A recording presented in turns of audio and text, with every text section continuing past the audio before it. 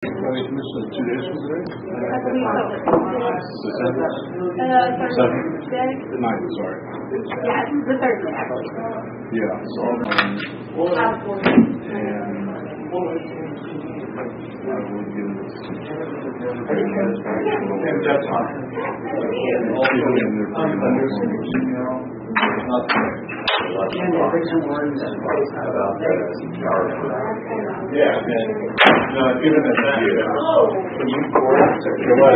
it's not a good thing.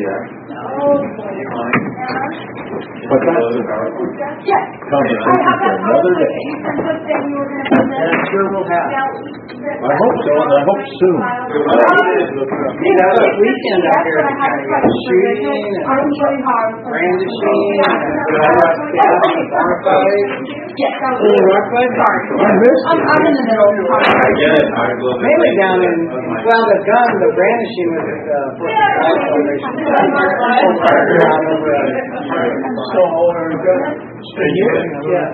Okay. Well, no, you live down there where there's an Irish guy gets in a bar fight. He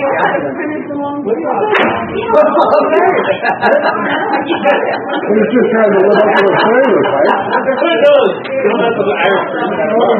And I think the shooting was paid for somebody got shot in the leg or something. Actually,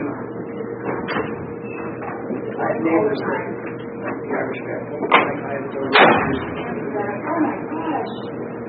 No, he didn't. The other guy fired a gun. And that's where the Irish guy slept at my house. By the way, you need to look for where we're meant to. You run the sheriff? Exactly. That's what district court. There's no sheriff. There's no nothing. Not much Well, nothing gets reported. reported. They give me a shot. District 5, we don't have much reported crime either. I'm sure there's some out there. So I saw over the weekend that someone's running for sheriff on there. Yeah. That's a little early, isn't it? We got someone for sheriff and for DA. Good scripture. Who is? Who's running for DA? Not the one that occurred in the Are you serious? You got this. No, that's right. No, yes. I thought there was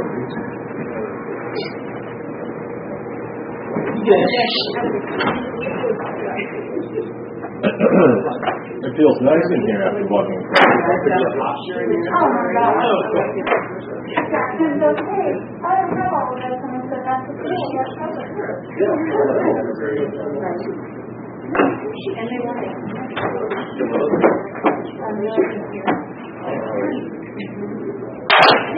Is this to say people start their money? Yeah.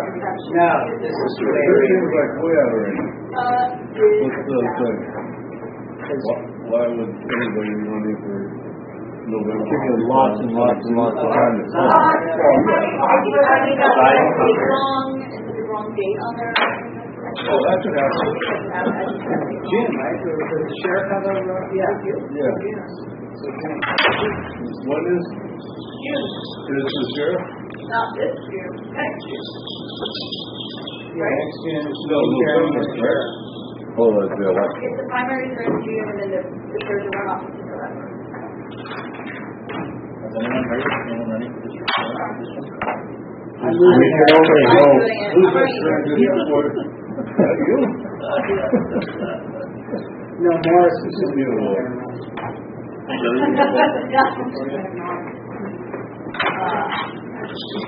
I don't think We got enough to do here. politics in District 4. I don't even pay attention to politics in District 5. It was just One thing I have time for is answering emails about roads. Have you put your papers in yet? I haven't got it yet. No, you can't put me in yet. Mostly roads. I already have one. Yeah, Give me my check. I was actually talking to somebody like wanting to rent me like So it'll be an she's a volunteer. Yeah. Okay, the main show is how to do it, I said it's not. No worries. Yeah, I wasn't sure if you were doing a PowerPoint, so I just got ready to work. I did. No, that's okay. Okay, that's my help. Thank you. I know some people that are qualified to put them on the payroll for 2 weeks. This past year we got Yeah, it's, Authorization to include. I would assume somebody would come out and listen. That's what I think it was, a little support system. Yes, So I don't even think we're in Oh, no, doctor.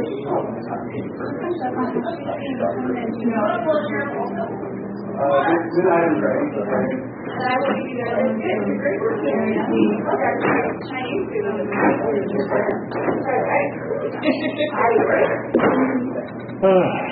we can usually I know, but you probably have to. Oh, well,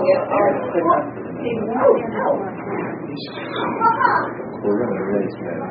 We ready? Or what's up? 1 minute work. No worries. Okay. Just check. No worries. We'll share. Microphone? Oh, I can get you up. Thanks, Okay, I was going to do this. I was so proud of myself for realizing how to do it. It was very fun.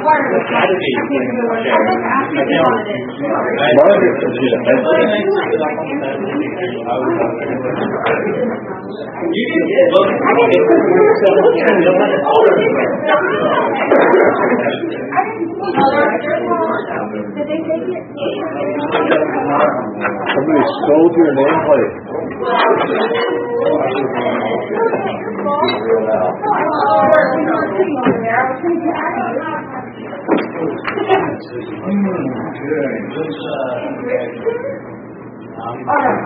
Nothing good's gonna happen now.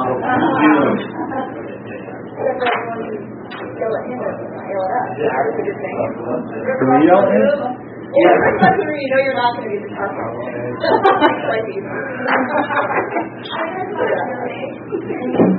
Okay, are you ready? I wonder if they emailing me financing bill for walk-in tubs. Because I'm you're old. unmuted. They see you walk lately. You get to be money these days, they give you one for crawling stuff, so, That's on a Friday night. And then we all run? We're on. That's it? Good? All right. Welcome back to the meeting.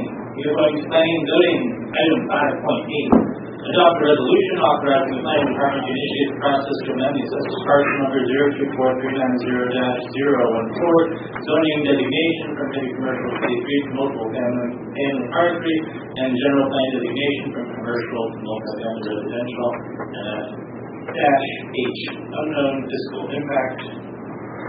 And Mr. Chair, we've got some more information on this, and we're going to ask to pull this in the calendar with no date to reschedule. Thank you. got the open public comment on it, or not? If it's pulled, you do not have to. If you pull it, it's not pulled. Okay, this item has been pulled. All right. 5.9. Discuss and/or provide direction to the Director of Building and Planning regarding planning commission actions that do not align with current regulations, ordinances, unknown fiscal impact. And we have Director Hunter. Podium. You can do it. microphone.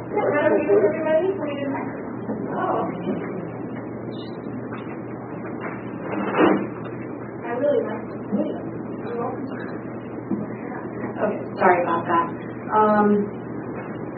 Okay.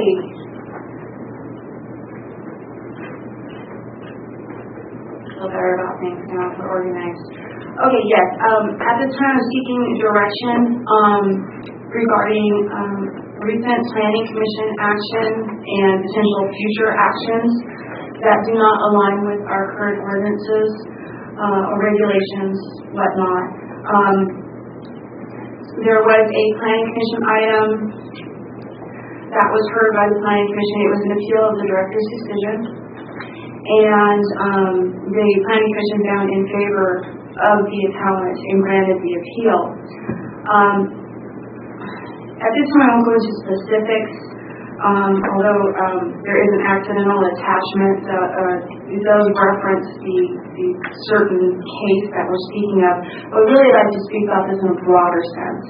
So the appeal of that was granted at the last meeting and sets precedents for other commercial cannabis licenses. In this case, staff feels conflicts with the urgency ordinance that's in place right now. Because the person who was granted the appeal had not had a license issued on or after January 1st, 2019, which is a condition for extension under the Urgency Ordinance 1355. So that is why the appeal was not granted in that case. It also sets precedents for other licenses in the same situation that were not granted extensions based on that portion of the urgency ordinance. There may be other issues that come up that are maybe have different circumstances in the future regarding this, regarding the situation. So like I said, I don't want to go into too many specifics, but this has occurred. It does set precedents and may occur in the future. What I have done in this instance is filed an appeal as the planning director of the Planning Commission's decision. Obviously, that's a drastic move. We'd rather avoid those types of situations. So I'm coming to you seeking direction on these situations on how you would like staff to proceed. And if it is to bring the appeal forth at the next Planning Commission meeting, then we'll definitely do that. If you have another direction you'd like staff to take, that's what we're seeking at this time. Any questions on that? So you're saying that you are going to, sorry, just specifically, you're saying that you're going to appeal to the Planning Commission? No, I appealed the Planning Commission's, I filed an appeal of the Planning Commission's decision to the Board of Supervisors. Like I said, this is not a great situation, but it does set precedent, and I need direction. Given different commissioner or different directors over the years do different things that, to me, appealing to the board is appropriate in certain cases. We've had directors that appeal 50% of the decisions of the board passed. So the staff, I think the commission understands that those things can happen. We may not have been the happiest in the world, but I understand this happens. To me, it's appropriate to appeal to the board and then just move on. Okay. If anybody else has a different plan, I don't know. Is there any other questions? No, I would like to have more faith in our planning commission and having their decisions appealed. Well, I don't think it's so much not having faith in the planning commission. I think that the planning commission will do what they think is the correct course of action, and then at the same time we need to give Kevin a way to pursue what she thinks is the correct course of action. You don't want to get into specifics, so we'll try not to do that. My thoughts were the decision that has happened, you said. The planning commission had decided that it wasn't contrary to our ordinance, and you think it is, and I think the only way that you could do that would be to appeal to the board, because I don't know what other route to take. Yeah, it really is not. I really don't see another method to address it. Okay. The direction I was seeking. Thank you. Just open for public comment. Or Rick, is there anything you want to? Yeah, I would accept it, Director of Transportation. I wanted to echo what Director Hunter has said about some of the issues that we have. We have guiding documents such as the general plan, standards and specifications, and details that we have to follow when we're making determinations and preparing conditions of approval. And sometimes they're very clearly written as to what we're supposed to do. But the problem that we face is when we go in front of the Planning Commission and they do not follow that direction, it leaves us in vacancy for future direction. Are we going to continue with this or not? And I've had several situations where I've had to essentially at the end of the decision is, why are we still following that standard? If you don't like that standard needs to be changed to something else. Because you give me a standard, you say this is the minimum, but then when I bring it to you, you deny it. That leaves us with okay, well then where's the line that we're supposed to draw in the sand? That's the reason why we have the standards in the general plan, is to define those descriptions and know where to go with those particular items. And so I just wanted to echo what Director Hunter said, how frustrating this can get when it's very clearly written that you're supposed to do something, but the Commission decides to go another way. And then also in engineering, and particularly in floodplain management, there's times when we have to impose certain restrictions and or evaluations. And there's been recently a little bit more tendency to want to override that, but the problem that we have again there is it's not the specific property that's complicated, it's the cumulative effect of all the properties. So I have multiple waivers of that requirement, then the guy that's at the end of it might end up getting saddled with a big project, or you might have to have a problem in the community that you can't mitigate. And that can create situations of reverse condemnation or problems down the road. I'll let the county council tell them if she wants to have anything to add. But I did want to echo just how frustrating it's been getting, and it seems to be, better word, picking up steam on some of the problems that we do have, and it leaves us without a direction. Thank you. Can I answer any questions? Roger, is there any questions at the time? We'll open for public comment. Awesome. Good afternoon. Honor Rate, Weaverville. Talk about frustrating. I have met with Director Hunter on, I'm not going to get into specifics, but I'm going to give you enough general outline. I have requested this appeal to be scheduled today, but now it's going to be heard July 20th. So we can get into specifics then. Talk about frustrating. I have been working with the department this whole year to get through some of these urgency ordinance denials based on frivolous things that we can all work together on, so that not every single urgency ordinance denial has to come before the Commission and maybe before the supervisors. And it's been great. Director Hunter has been working with me, and I appreciate it. And on this one subject, we both agreed that we disagreed on the interpretation of the ordinance. So I said, fine, we can take this one to the Commission. If the Planning Commission approves this, can we move forward? Because the rest of the people in the same situation, they have filed de facto appeals to the Planning Commission being told, go figure it out with the department last year. They still don't have licenses. They paid 2020 and now 2021 renewals, still with no licenses. All of these people in the same position that none of it was their doing.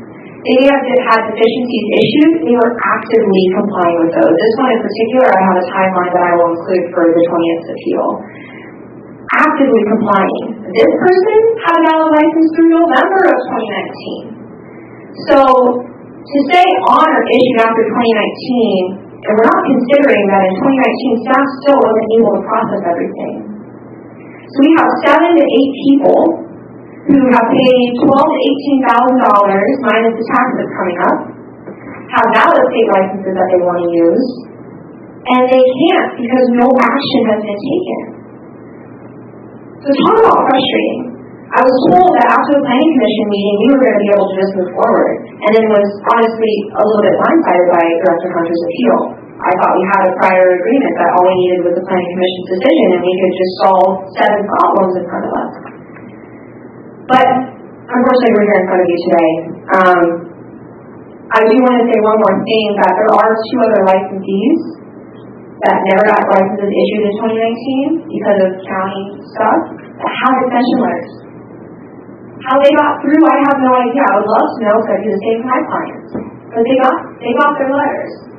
So precedent technically has been set by those 2 people getting letters and never having licenses issued in 2019. Everyone's been paying everything since then. So what's not great about bringing these people back into compliance? That's the only reason I see right now, especially by not accepting new applications. You have existing cultivations that want to use their property, and you have precedent set by the Planning Commission. Thank you so much. Thanks for your thoughts. Is there any additional public comment? I have no raised hands and no new chat.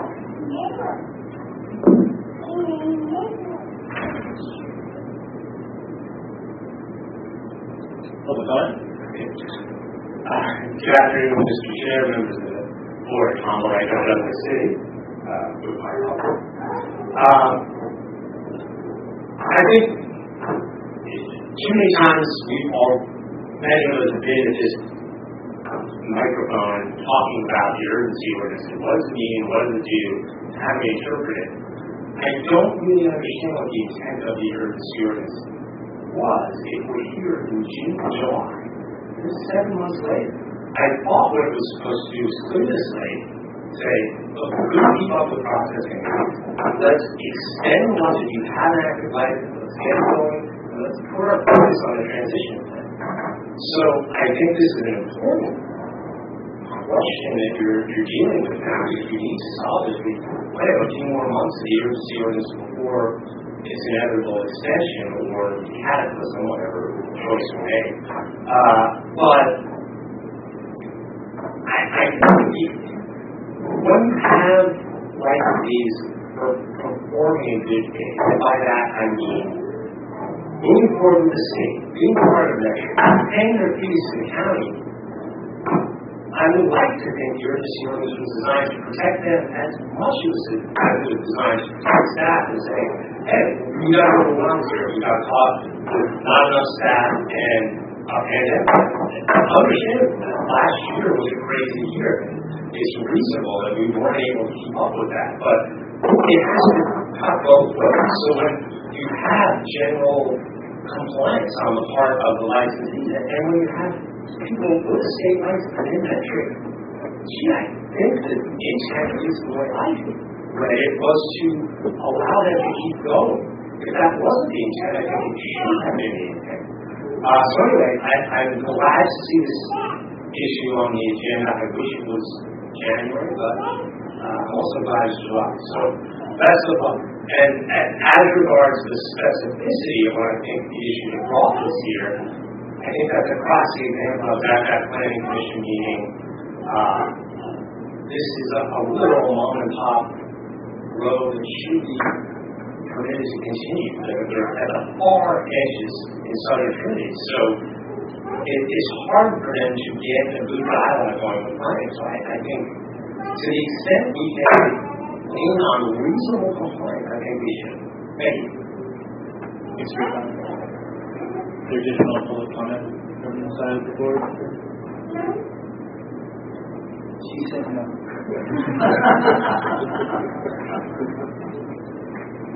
And anyone on Zoom? I have no raised hands and no new chat.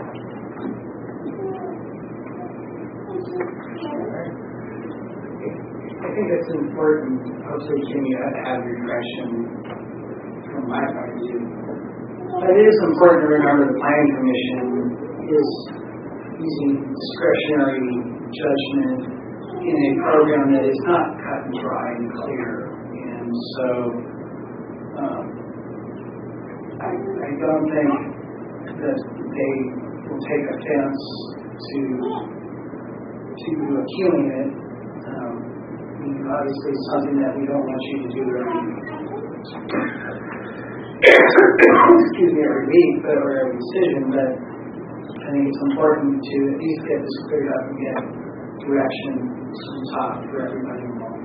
Yeah, and thank you, Supervisor Groves. And I must say, that being the department head and the director at this point, I find myself in a similar situation making decisions, and they're not always easy decisions. It's very difficult because it's not always clear. It's not an easy program to implement.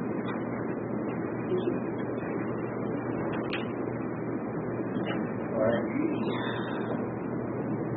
Unless there's any other comments before we'll move on to the next item.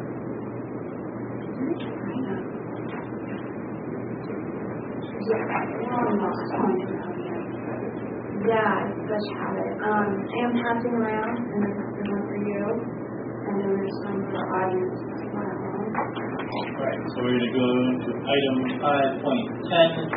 Receive an update on the commercial cannabis program from Director of Building and Planning, Hunter, and Senior Environmental Compliance Specialist, Jake Colbeck.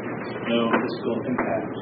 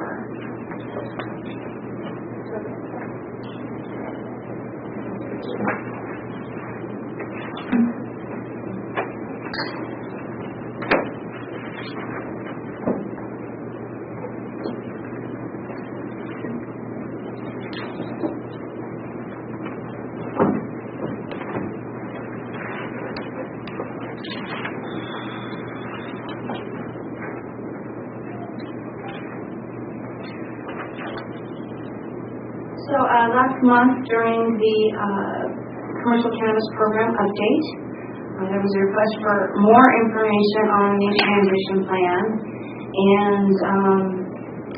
and possibly a completion date, a target date that this item will become before the board for consideration. So we did put, just saw a typo, this transition plan outline. We did put a draft together of the table of contents. Now this is just the main sections and the subsections of the document to give you an idea of kind of mapping it out, or what it's going to look like. And I have an administrative draft, and I'm going to hand this over to David in a second as I kind of ramble through this. But we do have an administrative draft transition plan. Now, administrative draft, we went through this similarly with the EIR. It is for internal review as we work out the issues. So there's much more, there's much more that's included in this table of contents that we're still working through. So subsections, if you will. But that's where a lot of the detail-oriented items are. And so right now, the draft is coming along very well. We're to the point, as David and I discussed, that we bring in additional cannabis staff and legal counsel to start to review what we've come up with and get direction. So that is good progress.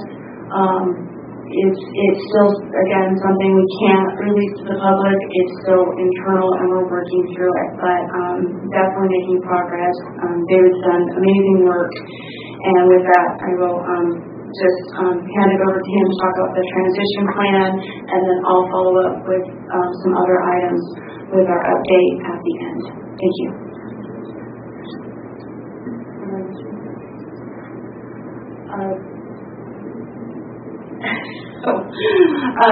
The date.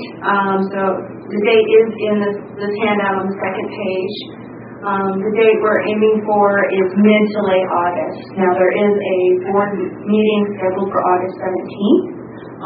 We're definitely hoping for that, but if not, we may need to have a special meeting later in the month. But we expect to have this before you the latter half of the month of August.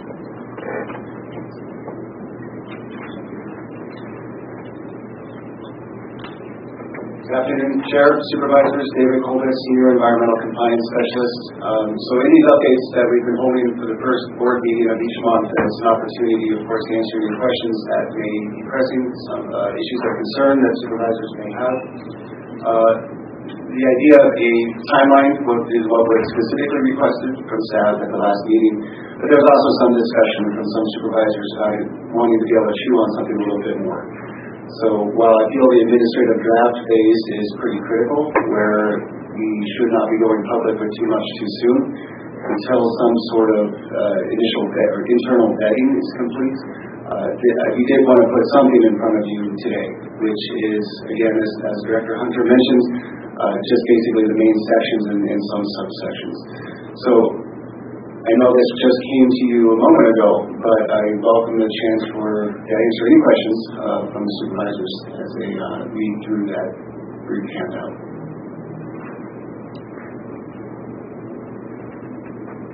So have you already started developing the aspects of the table of contents and everything?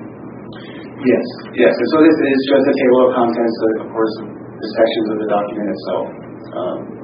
What it's showing you is actually mirrored off of what CDFA has done with their own memos to interpret their own EIR, the advice that they've given different counties and municipalities related to cannabis.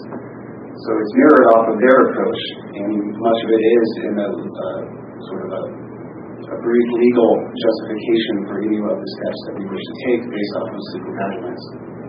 But the point is to develop a strategy to allow for licensing with the current environmental checklist that we have, with the current mitigations that we have, and then to add in a number of other considerations that we feel are very pertinent to the functioning of the program.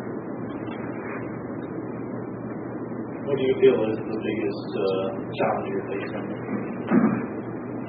Well, it's a complicated scene. The challenge, of course, one answer to that question, of course, is staff and being able to get enough people at the table internally in order to approach this. And I believe Director Hunter will speak to that next in the second part of an update. But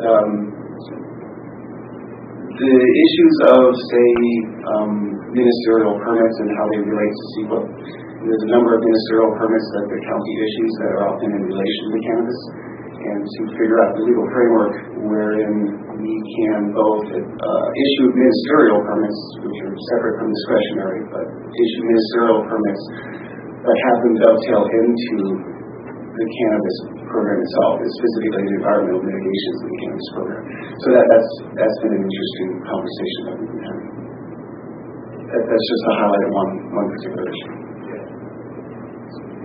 If I may add, great question, thank you. Just make sure we're covering everything. There's so many unique situations out there with different licensing, scenarios. How do we tackle all those and address those in a fair and equitable manner, but also, making sure, it's clear and practical. And in line with our ordinance and the EIR. So it is no easy task. Like I said, there's a lot of unique situations out there. Also, there's some certain cases where additional CEQA review may, unique, you see under Section 6, other considerations. Unusual circumstances. I mean, there's so many that come in the door. I can't emphasize enough, just through the years, licensing and the various questions we get and circumstances, and some consultants in the room definitely are aware of what I'm speaking of. Always something new. And then also, we are looking at amendments in the future, which we spoke about this morning. How are we going to address opt-outs in the future? And these are sections in Section 8 there. These are topics that were talked about in the EIR as well. And we're seeing, how important they are as we're dealing with so often in controversial ways, such as opt-outs, setback variances. can be very problematic. Stacking on multiple licenses on one parcel. So these are things that are discussed in EIR, and we're trying to eloquently and thoroughly address as we can in the transition plan. But we probably will miss some things. There's a lot out there, and so this is definitely a great start, and it'll be a dynamic process still. Because there's always, things that come up or possibly something that's missed. But I think David's, who has drafted this document, has done a very, very good job. I have a question. If all the permittees had completed their own CEQA, either when they initially turned in for a permit or during the first 3 years of the program, would the county still be bottlenecked having to review all of those CEQA processes and determinations? Would it be a similar bottlenecking, still looking for qualified staff and quantity of staff? Or would it actually, would that be a helpful thing to the county? Does it actually expedite the process? That's another good question. It's a what if. Any thoughts on that?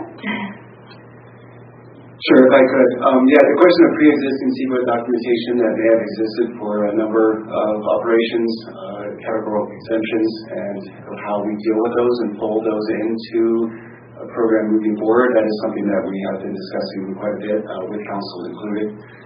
So the question, the answer, I guess, is staffing, and that again goes back to the intent to hire outside help in order to do that. Because regardless of if someone is developing their own CEQA document, there needs to be a lead agency, and we need to be the ones that are putting that through the planning commission. Excuse me. So the review of that absolutely is a staffing question. But again, that is the intent of the RFQ that is still currently posted, I believe, in order to help sift through both the environmental checklist that we're asking others to do, or everyone to do, essentially everybody, but also any other CEQA documents that would be part of an operation. How many staff members now can do an actual CEQA review analysis? In the cannabis division? Yeah. Myself, we borrow David. David could do them. Lisa Lozier is also able to. We have CEQA experience. Has done initial studies, taken those studies to the board or the planning commission, for determination. And one thing to note that starting in 2020, we were requesting. That's when we were in the CEQA process phase, and many licenses do have project descriptions. They do have studies for ground disturbance. It would be the biological, botanical, and cultural. And all this is going to help expedite their process. So it's not a waste. So those folks who had really actually started the CEQA process and are a little bit farther along in it are going to be ahead of the game, and hopefully consultants can speak to that. So that is also a good thing. Many licensees have started that process. Thank you. Are there any other questions from the board? Yeah, as I look at this 5 through 8, it seems to me that number 6 would be the most difficult of the 4 categories there, and also. There are a few closes this Friday, is that correct? Correct. Do we have a plethora of people sign up? Not yet, but we're getting, not yet, but it's very typical we should start getting deliveries via UPS and FedEx very soon. And have had inquiries, definitely. So the typical in 2 days to get There's usually a last minute rush. We're open. Hope. Very good. So do you also feel that number 6 in here is, let me go back to this last question, because there is not a last minute rush where we stand. If there's not a last minute rush on submitting qualifications, then we'll probably have to we'll have to reassess. One option would be to extend and do, some more outreach, trying to make sure. I mean, we know it went out to several. We know it was passed around to consultants with the questions and the correspondence we received. So reassess probably, and then there's the potential to extend it. Okay. I hope you don't come to that though. No, me neither, and I'm sure everybody else knows. Is number 6, and I'm not in your shoes, seems to be the bottom child of the 4 categories I'm seeing there, 5 to 8. Unusual circumstances, so largely encompassing 2 words. That mostly I think a lot of people fall into. And the secret documents are going to be difficult. Is this ranked in the order of what you think you can get done first, what will take the least amount of time, what is the hardest, what needs to be done first? How did you come up with, we'll just say 4, 5, 6, and 5, 6, 7, and 8 in that order? So I would argue, or I would say my thinking for 5, starting with 5, is just really what is the strategy and the legal basis for using the environmental checklist, who it applies to, and how we process it. A big question in there is also addenda. So if you were to do a second checklist. So that I feel is essentially the nuts and bolts of the program. The section 6 following that, other considerations, becomes the troubleshooting, becomes, again, unusual circumstances. What do you do for those who aren't specifically, have an issue that's not specifically covered by the EIR? The EIR was designed to cover as broad and as many issues as we can think of. It may not have covered all of them. Nested within that, of course, will have to be the question of cumulative impacts, siting considerations, over-concentration or the density of operations, and then how do we deal with those situations within the current ordinance that we have.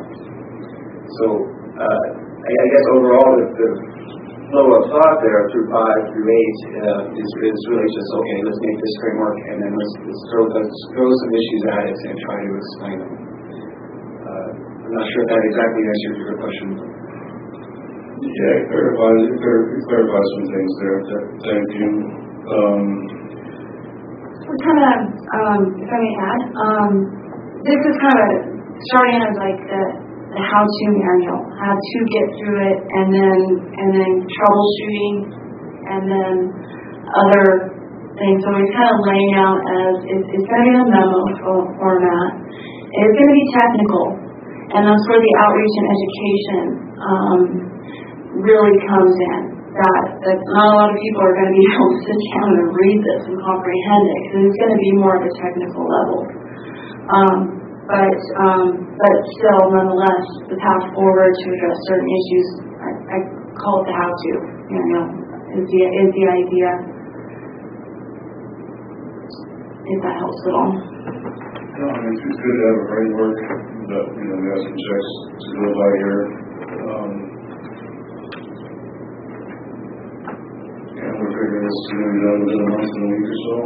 Somewhere in there, mid-August, end of August. That sounds daunting, but yes. It does sound daunting, actually. But you feel good with the daunting task. Had a few in my 2 years. So give it probably more than 2 years though.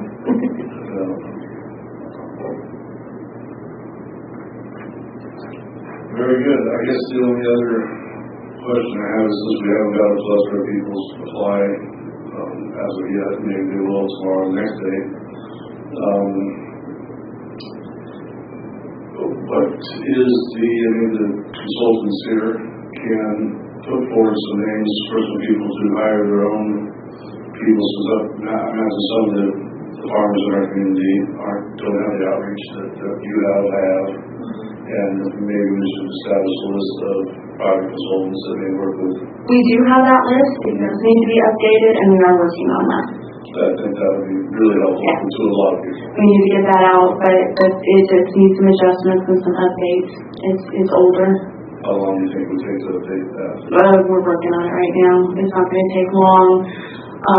But, it's ever changing. We're getting new applications, and I think moving forward, that we need to look at almost, monthly, bi-monthly updates through this process to make sure there's, the contact information is right, the specialties of those consultants, because you have consultants that may, have expertise in different areas, that it's correct and updated. So that will be part of our program for education and outreach as well. So say I was a consulting firm and I had a consultant that could help with my CEQA.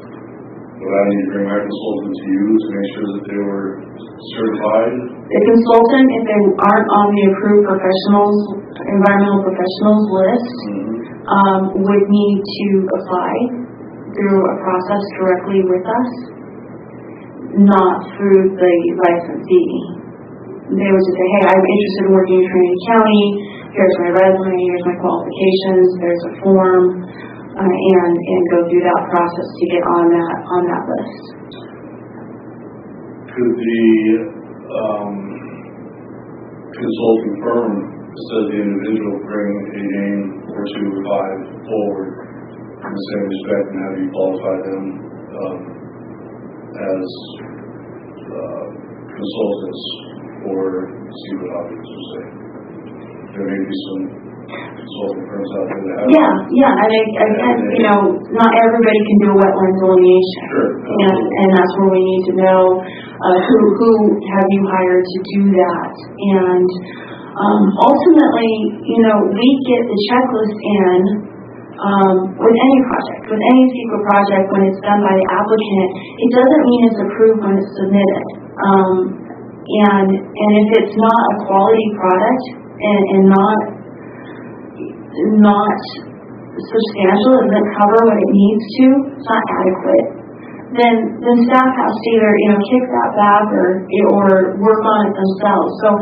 So I just want to clarify, just submitting a draft document doesn't mean you have an approved document or you have CEQA finished. That ultimately, as David had mentioned, is a determination made by the Planning Commission that ties it up, and you have mitigated mid-deck or Appendix C. That's something we also need to work through in the transition plan, that process forward. In this case, with Appendix C, looking at a determination of compliance type of situation, but still is based on CEQA.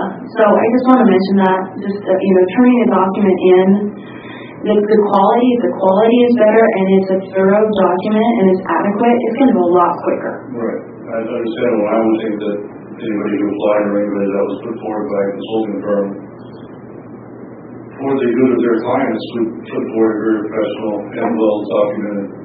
And that's what we do. We do want to vet those and have those on the list. And that's why we do have that set up. Because not anybody can do a CEQA document.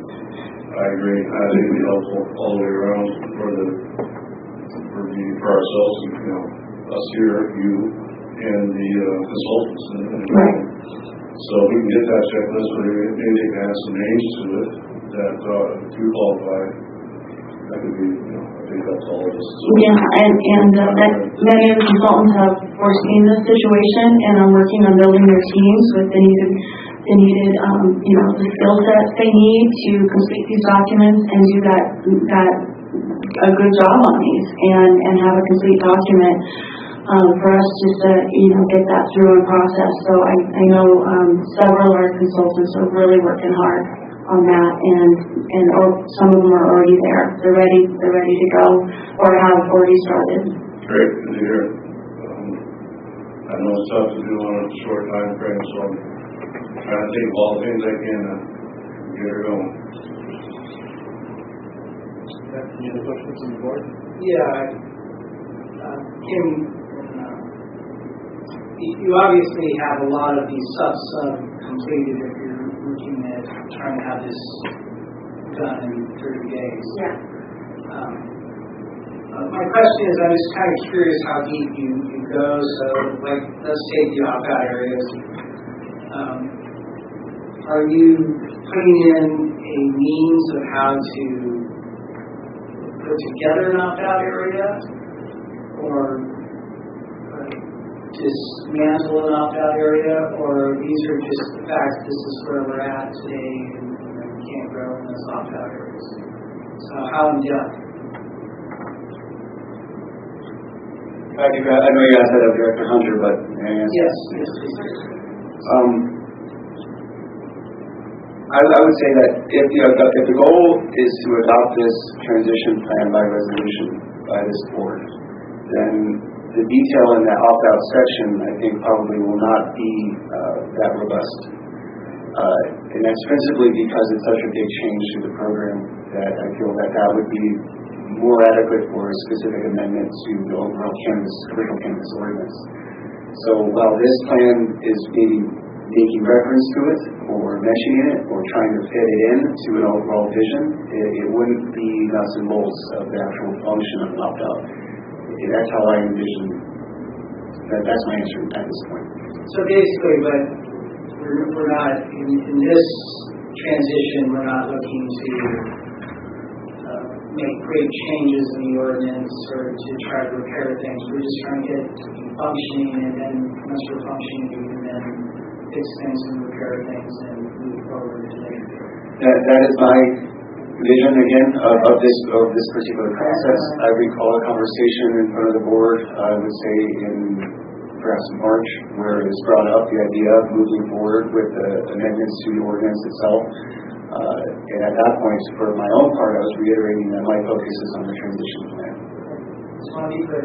Thank you. And as discussed this morning during the public hearing item, we know within 6 months' time we do need to start working on some ordinance amendments.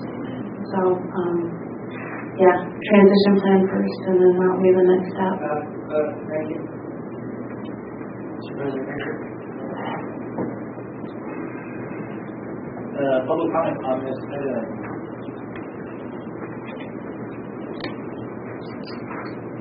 I was wondering if I could just ask a couple questions. I can be part of my 2 minutes if you want. But one quick question is really around the timeline between August 17th and September 5th when the urgency ordinance fails to exist. All of these letters that have gone out to people have been based on the urgency ordinance timeline. So if the transition plan theoretically gets passed August 17th, huge hooray on all ends, what happens to all those people who are set to expire September 5th? As we all know, when we were talking about this urgency ordinance, we were begging for a December deadline because of this exact thing happening. Like within 30 days, transition plan coming out. So I guess one thing to consider, you're not going to answer my question now, but one thing to consider, please, is what happens to all those licensees that are covered right now by the urgency ordinance? I'll give you a sample order checklist processing, I think would be great. You start off with active renewals. You go to the new apps that have been processing since before March 2020. There's like 69 of them. You go to that same pool of transfer apps to new properties. Then, per your urgency ordinance denials, it says people could still be part of this program with a transition plan. So then, number 4 would be any expired renewals or denied urgency ordinance renewals to bring them back into the program. And then number 5, depending on how many licenses are left, I say open it to new apps. At some point in that timeline, you do need to offer the ability for people to transfer licenses or to new properties, because even though it's a new application, it's not actually, it's an existing CCL, right? So it's already in the house. So I would hope that would be addressed sooner rather than later. Excuse me. Question around CEs, and I know David had asked you this before. I know you're probably considering it, but we have a slew of people who have issued categorical exemptions who have never changed their sites, or their changes might be I'm adding 6 water tanks so I can store water over the winter, or I'm adding a 10 by 12 so I can move some of my harvest storage.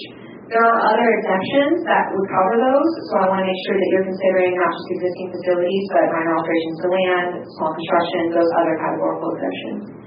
And then my last thing really is timeline. Under the CEQA statute, initial studies, mitigated neg decks, they all have certain timelines the county has to respond to.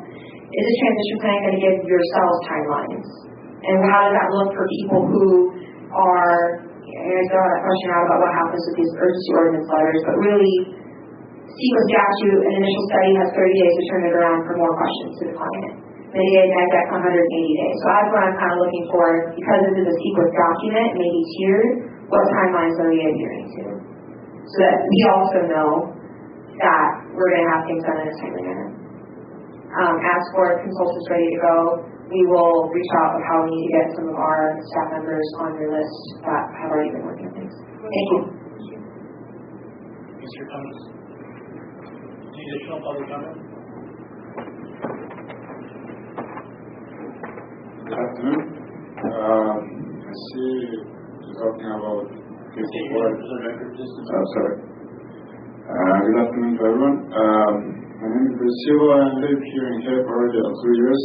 So I'm in a situation that county closed the door 2 days in the same day when I closed the deal with the property. So I'm already a year and a few months in the situation that preparing all the documentation, everything, but no even one feedback when it's going to be able to work.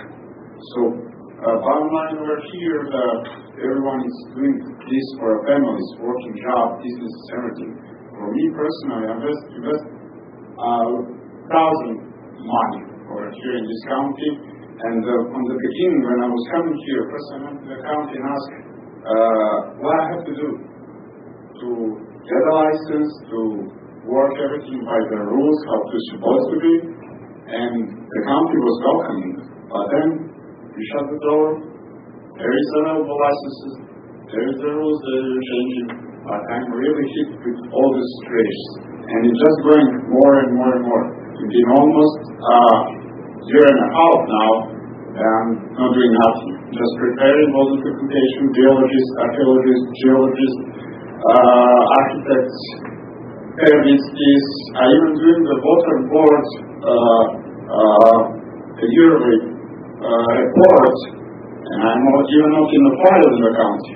But I have to do, because when I went in the county and asked them what I can do now to prepare and be ready once you're going to open the door for us that are in this situation. There is many people that bought the properties and they're just stuck because everything is going on.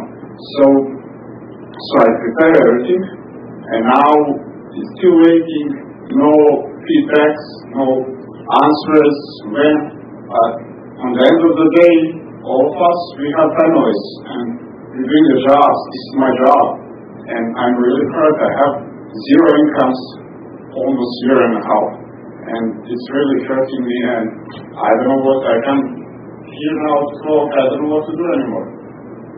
And it's before I did, and I went into this business, I went to the county and asked what I have to do, and that's it. And now I'm just stuck, and I don't know what to do. Thank you. Thank you very much. Is there additional public comment from the boardroom or on Zoom?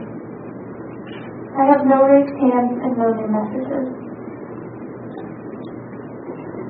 One more, sorry. Lisa Wright, Lewiston. I think this is a great start. I'm really happy to see it because currently we don't have any administrative manual that's being followed for implementation of the existing ordinances.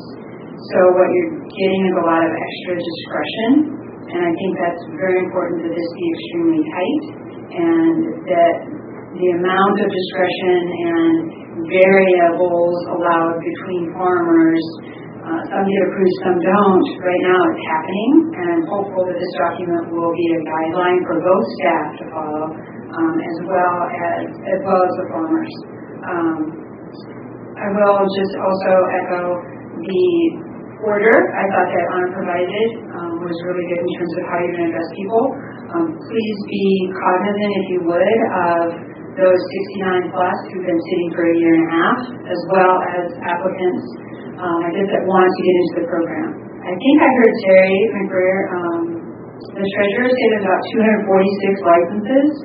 So, I mean, that's really disappointing. It's been, a year and a half. We've been adding to that. Actually, the people have been getting pushed out. So, I think that's an important consideration, is how you're going to go about reopening the program, and really as soon as possible. But then the consideration becomes, again, you don't have staff. The RFQ, you don't have any applicants yet. What are you going to do, come August 17th when this comes before you if there's nobody to implement it? It's serious. You have people who, I'm one license holder, that my license expires in September, and I have a state license out until 2022. Those considerations, I think you need to talk about it now. We're running out of time. I'd like to see the transition plan draft come forward, not the next meeting, but the first meeting in August, and not cut it that close to the urgency ordinance expiration. Because people are going to be without valid licenses. We already see code compliance, which hopefully the compliance officer kind of rogue thing going on is going to get reined in a bit, but he's going after people when their renewal extensions either fail or expire, and abating machetes with the sheriff, not going through the abatement for the $1,000 a day. You've got to have a plan in place for these people. These are small businesses, families, workers, the lifeblood of this economy.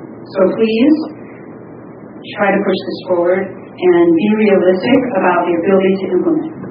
You have a beautiful program, but if you don't have staff to implement it, it's not going to do anybody good. It's really going to do harm. Thank you so much.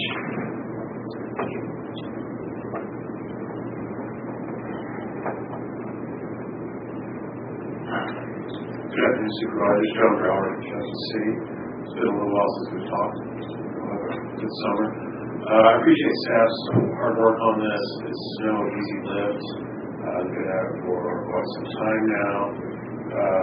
And for many months since the initial adoption of the urgency ordinance, myself and others have advised extend the urgency ordinance and start thinking about the next Band-Aid, the next transition to the transition plan. We're essentially up on the expiration of the transition of the urgency ordinance, so I think it's very important to agendize extension to the urgency ordinance at the very next meeting and get a little breathing room here. It expires September 5th. That's right at the peak of the season. It's a very tense time in the hills of Trinity for a variety of reasons. There's no reason to add another element of risk and stress to our community.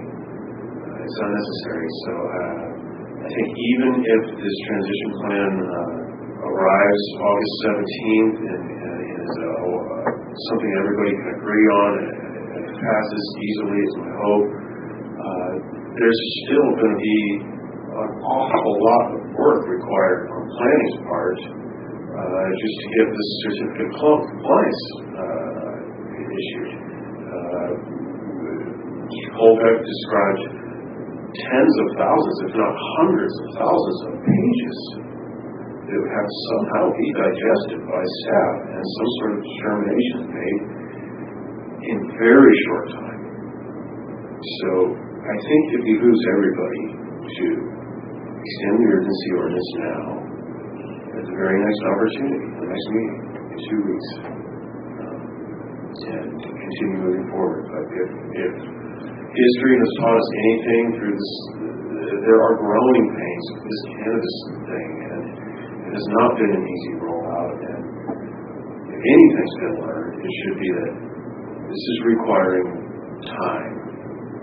So let's give it a little more time and keep everybody working. Thank you.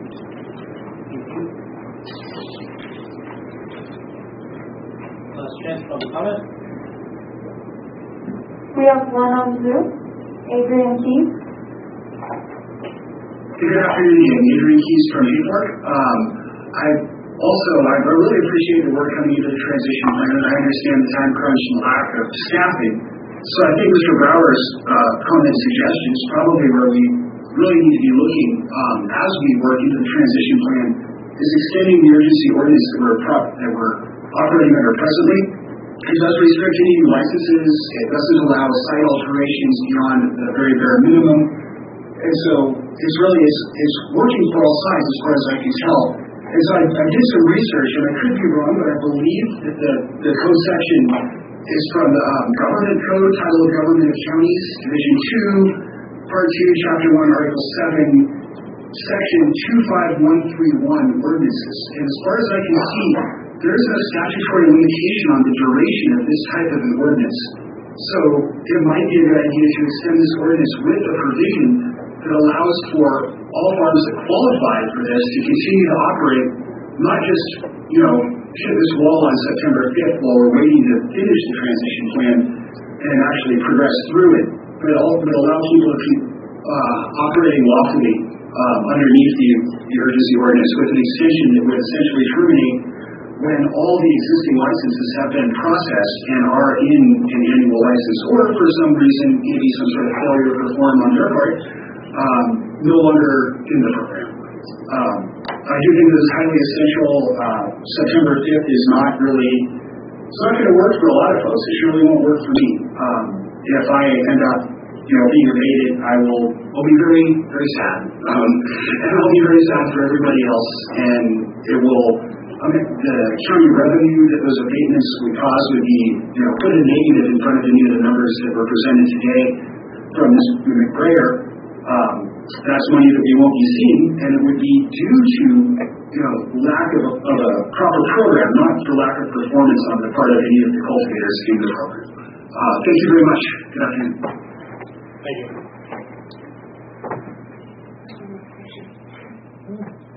David, if I could, you had mentioned when you were kind of looking at numbers 5 and 6 on your outline.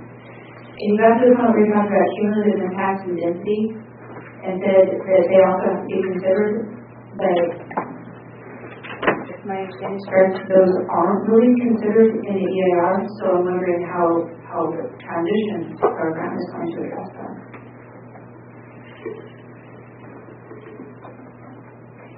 That is a very good question. That is on all of our minds, I think, throughout the whole county, on both sides of this issue, the density question. So the EIR was written in a way where if the mitigations were applied to any particular operation, then the cumulative impacts would be reduced. And I could pull out specific mitigations, but I don't want to go too deep into it. That was the intent of how that document was written. However, I need to be able to speak to a cumulative impact issue that may go beyond what the EIR says. So what happens in that circumstance? I think functionally what that means, though, if you are in a very dense area, you apply all the appropriate mitigations, yet in your environmental checklist, you're recognizing that you may need to apply more. That process looks like the proposal of additional mitigations for individual farms that it may apply to in order to deal with those unique circumstances. That's a very brief explanation of my thinking on that. But overall, I believe that the ordinance amendment section, which speaks to, say, an RRR program, a retire, remediate, relocate program, similar to, I think, what was even discussed earlier today, if I'm not mistaken.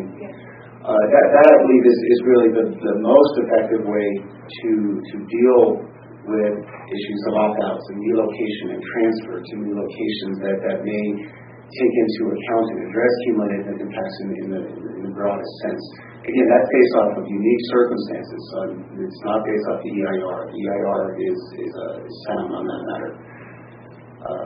In your mind, when you kind of picture what you guys have gone through and you can kind of have a general sense of what's on your desk, do you have an idea of, like, to kind of estimate a percentage of how many of the projects are going to fall into a category that's going to be so unique where density and having to go above and beyond with mitigations is going to create issues for yourself and the project owner? I wish I could answer that completely right now, but no, my work in the past was on individual operations and where they are geographically located within the county or communities. I have not been working with any current CCL members or locations to answer that specifically. Jim, do you have something? Is that kind of a question? That's a tough question. Okay. I think David touched on this, and the density, where we have areas where there's a super high density, that's what we're going to have to work through. I think that's going to be the most common that we come across. The unique situations or outliers is hard to predict. So, Kim, on density issues, this is the conundrum I find myself thinking about. Heavy density in one community is not heavy density in another community. Yes, what's the threshold for? And so how do we come and go through that process? And how do we quantify that? And just off the top of your head, figure that whole problem out and we're good for the day. David can. I cannot figure that out right off the top of my head, but please keep in mind that the board passed the EIR with certain overriding considerations. That the general plan is still in effect as currently written. The current zoning is still written as still applies in the current ordinance. But even with the overriding considerations, safe for odor as being one of those, there were suggested mitigations within that. So if the mechanism for how to deal with a community that really can't suffer any cannabis or very little cannabis, very few operations, that's not something that I have the legal ability to define right now. I don't believe to go out too far on a limb for the sake of your neighbors. Some neighbors who don't like the situation. However, because it's written into the EIR, the mitigations associated with those overriding considerations, it provides flexibility in the future to further define that within the program itself. And I'm not solving anything by the statement, but I'd like to leave that question. Now, there are some areas that we are dealing with, and there are health and safety issues. There are clear factors, if you would, that there's an overconcentration. Those will be a little easier than some of the others because it's relative. For some neighborhoods, one or two is too much. But we will have to work through those areas. But there's at least two that come to mind that are within the county that are very problematic. Wells are going dry. There's some sites where three wells have been attempted to be drilled. There's still not water. It's not happening. In other cases, parcels are small. You have septic and wells where there's no more room to build on these parcels because you have to have 100 feet between a septic and a well. And if you're close to your neighbor, it's definitely happening. So those are the obvious. The others will be harder to define, and we'll have to work through that with ordinance amendments and in the future. And then I just have a general statement. I think for everybody on both sides are concerned about this urgency ordinance and its timeline coming out. And it's not lost on us that the timeline is coming up soon to enact a new one. And I think everybody on the board understands that. So that's an issue that we will be dealing with very soon. Most of them are updates for the transition plan. We'll move along. All right, thank you. We'll go into item 5.11. Hold an appeal hearing to uphold, modify, or overturn the planning commission's decision to revoke a conditional use permit for the Smith Pit Tailings Project on Accessories, parcel number 012-120-62, as well as 012-120-3, and lastly 012-120-64. Project applicant, Ellen Judge Butte, urgent -97-32, unknown fiscal impact.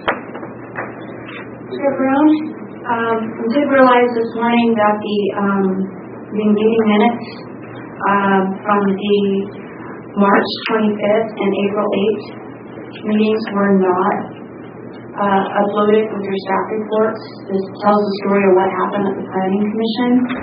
The April 8th is just very short page, about half a page. The March 25th is 2.5 pages. I apologize for this, but I will be handing out and have copies for the public as well. I apologize for this oversight, but these are critical as it goes through the Planning Commission. So I would like to distribute these to you. I don't know if we're able to give you a few minutes to review them.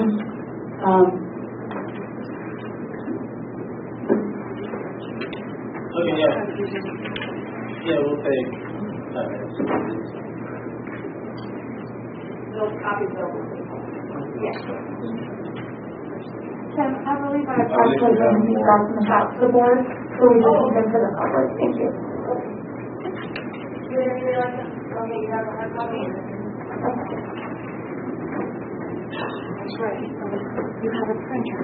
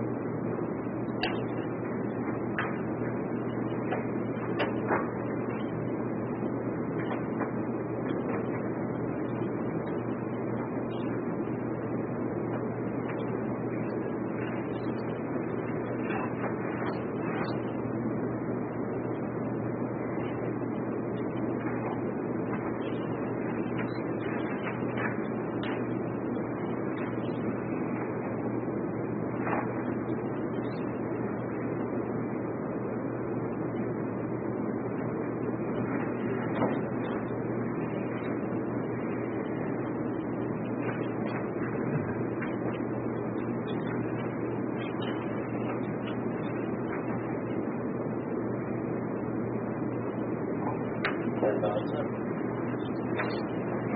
And then whenever you're ready, go ahead.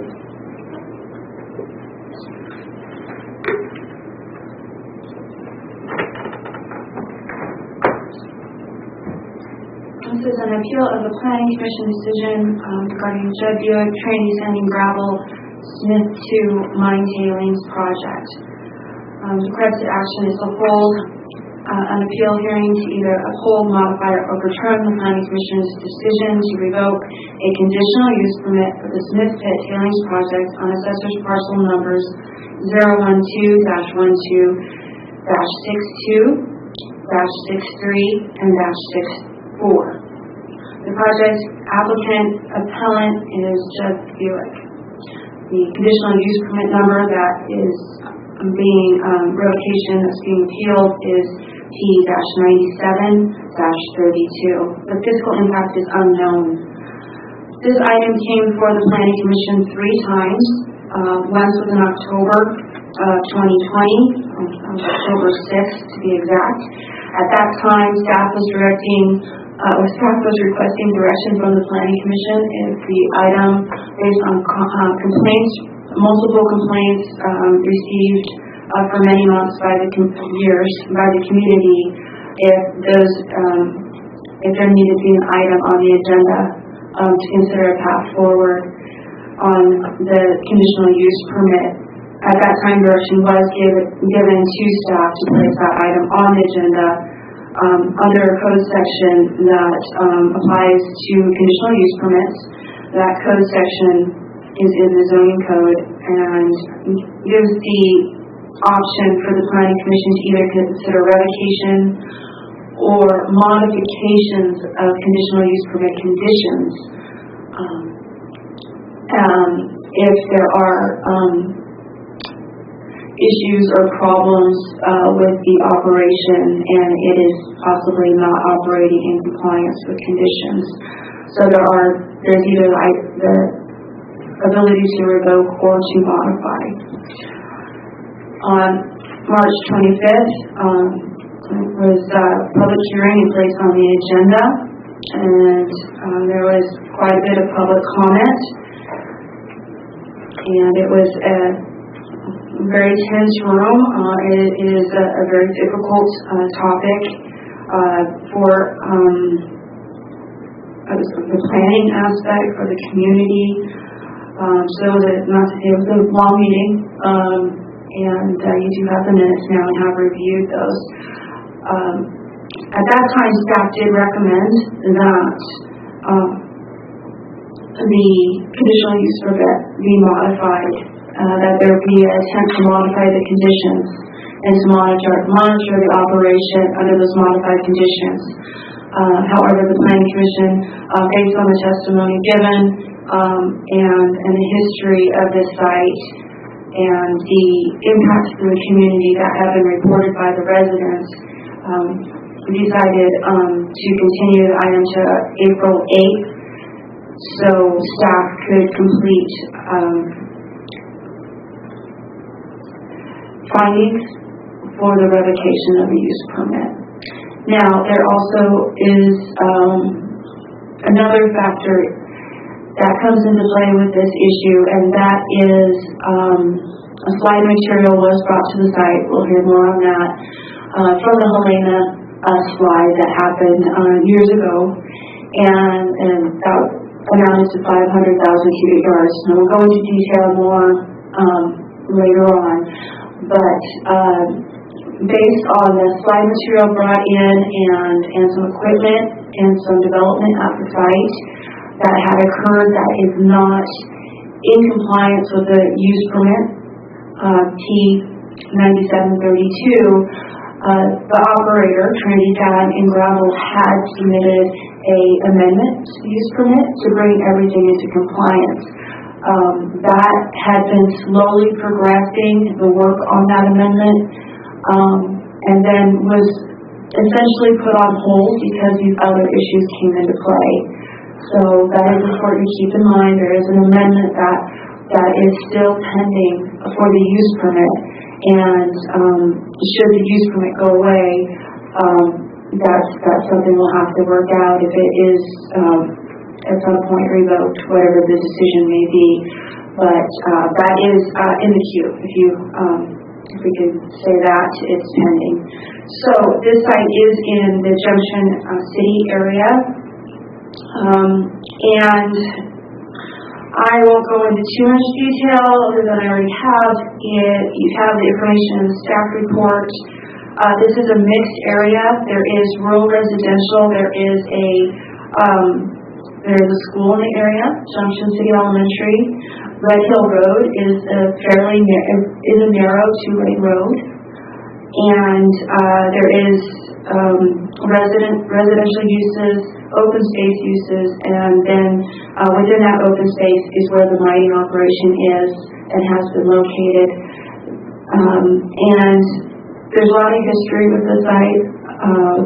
It was initially, as you'll hear today through the comments, I'm sure, it was initially just a tailings project to remove tailings from the site. It's been termed as a restoration project. Those folks who were there when it was approved and going back through the Planning Commission records, the life of the mine was intended just to be a 20-year horizon to basically reclaim the site from past mining operations and use that rock to create aggregate and to use those materials. It was kind of a win-win. That was the initial and the basis for the conditional use permit being issued. I'm going to stop there and hand it over to David because we do need to touch on SMARA, which is the Surface Mine and Reclamation Act. That is the state's program. We also have a local ordinance, an ordinance in our zoning code. So long story short, the Surface Mine and Reclamation Act is basically you mine, you make a mess, you clean it up, you bond for it. There's a bond on file because you've done this, and this disturbance, and this is how much it's going to take to clean it up. And you have that amount that is some type of financial mechanism, and that has the county's name on it and the state's name. So should the operator ever walk away, the county or the state can come in and do the work that's needed. Along with the mining permit is a reclamation plan. That reclamation plan is the plan to reclaim the site, how you're going to clean it up. What is your end use? And each mine location will have a different end use. I've seen trucking facilities, I've seen water featured ponds, habitat, farmland, you name it. But whatever it is, you have to come to that end use that's in the reclamation plan. The state monitors that, and the local jurisdiction is supposed to monitor that as well. So I think it's fascinating. You're probably glazing over and going, okay, can't stop. But this is a very complicated item before you today. So there's a lot of information. Feel free to ask questions. I think you have the background material, location-wise and zoning in your staff report, but please ask any questions that come up because it is very complicated. And with that, I'm going to hand it over to David to complicate things a little bit more. No, I'm joking. He'll clarify. Actually, I think Director Hunter stole my thunder a little bit. My role here was to explain SMARA and how it applies to this particular project. She gave a great, much briefer than I would have probably description of what SMARA is and the intent of it. I want to clarify just a little bit for the board some of the institutional background to this particular issue related to SMARA. So as my predecessor, Senior Environmental Compliance Specialist Jan Smith, was the main mine inspector for the county, certified to conduct annual inspections based off of SMARA guidelines and provide those inspections to the Division of Mineral Resources. That was an annual activity. It was meant to verify the amount of material that was removed from the mine during that year in order to essentially pay fees associated with that to the state. It's also meant to adjust the financial assurance mechanism based off of the reclamation plan. So if there were some small changes or differences in the operation that required a greater bond or less money to be bonded for the reclamation itself. It's meant to be adjusted every year. That's an ongoing negotiation between Trinity County, as myself as the certified inspector, the mine itself, mine operator, and the Division of Mineral Resources for the state. That being said, it is a process which we have been looking to remove from the Department of Transportation in my current capacity and place it into the planning department, which is a better fit for it. So just understand moving forward, and even I believe on another agenda item at this meeting today, environmental compliance specialist position was approved that would include that type of SMARA mine review. So I'm not sure if you're familiar with this issue overall, but I'm happy to get into any of those inspection questions, financial assurance questions, as you wish.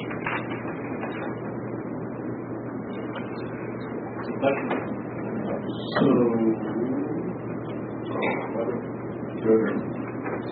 when you review this annually and you make the adjustments to the size of the bond, then the idea would be that there's always enough money to pay for a reclamation if anything goes wrong. Is that a correct understanding? There's an annual review, not a renewal. And you might have said review, I heard renewal. So we don't renew the use permit annually. I don't mean the use permit, I'm talking about SMARA. Right, and that's just an annual review and adjustment to say, okay, are we on track for the bond? Right. So the adjustment portion that I'm asking the question about, when you review this, you make adjustments, correct? And the idea would mean that there's always enough money in the bond. Absolutely. To clean it up. You got it. And I'm ahead of the game to know that that didn't happen, right? There's not enough money to clean it up. And so will the answer to what happens in that situation be answered later or now?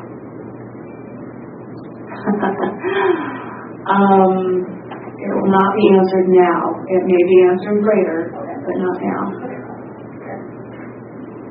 Jill stole absolutely all of my thunder.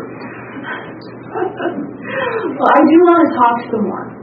So go ahead. Yeah, if you don't mind. There's a little bit more of the staff report once I find it. I've had so many items today, I'm a little lost. Please bear with me. And I'm going off the staff report from the Planning Commission. That's what I was doing. Okay, so in the backup materials, you have the timeline. It's a brief timeline from the county's perspective.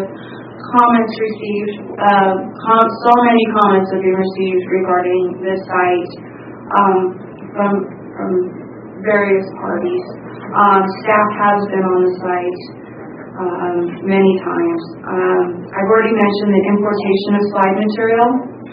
Approximately 500,000 cubic yards. That is quite a bit. That is a large amount. You can see it from the highway. It is a small mountain. That did come from the Helena slide. Not all the material from that side went to this side. It was kind of spread around, but there was a lot of it. And it did close down the highway and traffic and created obvious issues. And that slide material had to go somewhere. It's difficult to find places to put it. So mining operations, they, could be a very good place to put these. So that's, it's not the last slide we'll have more. It's going to be an ongoing issue, finding locations for that slide material. We've gone over SMARA. So I wanted to just touch on the conditional use permit. That was issued in 97. I want to make sure everybody understands what a conditional use permit is. In the zoning code, you have uses allowed by right, uses allowed maybe by director's use permit. Sometimes you have that section, sometimes you don't. And then uses that are conditional uses that are only permitted with the conditional use permit. That's approved by the Planning Commission. It's a discretionary action. Dan Keith already know all this. So it's a discretionary action. It says you may do this activity on a parcel if you follow these conditions. It's a conditional land use entitlement. It can be taken away. It's not a by right. So that's why the conditions are so critical in the conditional use permit process. And sometimes they're not written very well. and they have ambiguities, and that's the art of writing conditions for a use permit, which I deal with. You don't have to. But when you come across a conditional use permit where the conditions are not clear or don't really address what's happening, it can be difficult. And I will say that this is the case. So that is the conditional use permit. Along with the conditional use permit was a flood development permit. The site is entirely in the flood zone. So any development in the floodplain in the 100-year flood hazard zone in Trinity County requires a floodplain development permit. So that went along with the conditional use permit. In addition to the reclamation plan. The reclamation plan and the use permit are usually adopted at the same time. They're supposed to be consistent. If they're not, the state will say, we revert to the use permit. If there's discrepancy, in this case there's not, but ultimately if there's a question, the use permit trumps the reclamation plan. We said there's been ongoing complaints received since 2017. There's a list of complaints in the staff report from the 25th.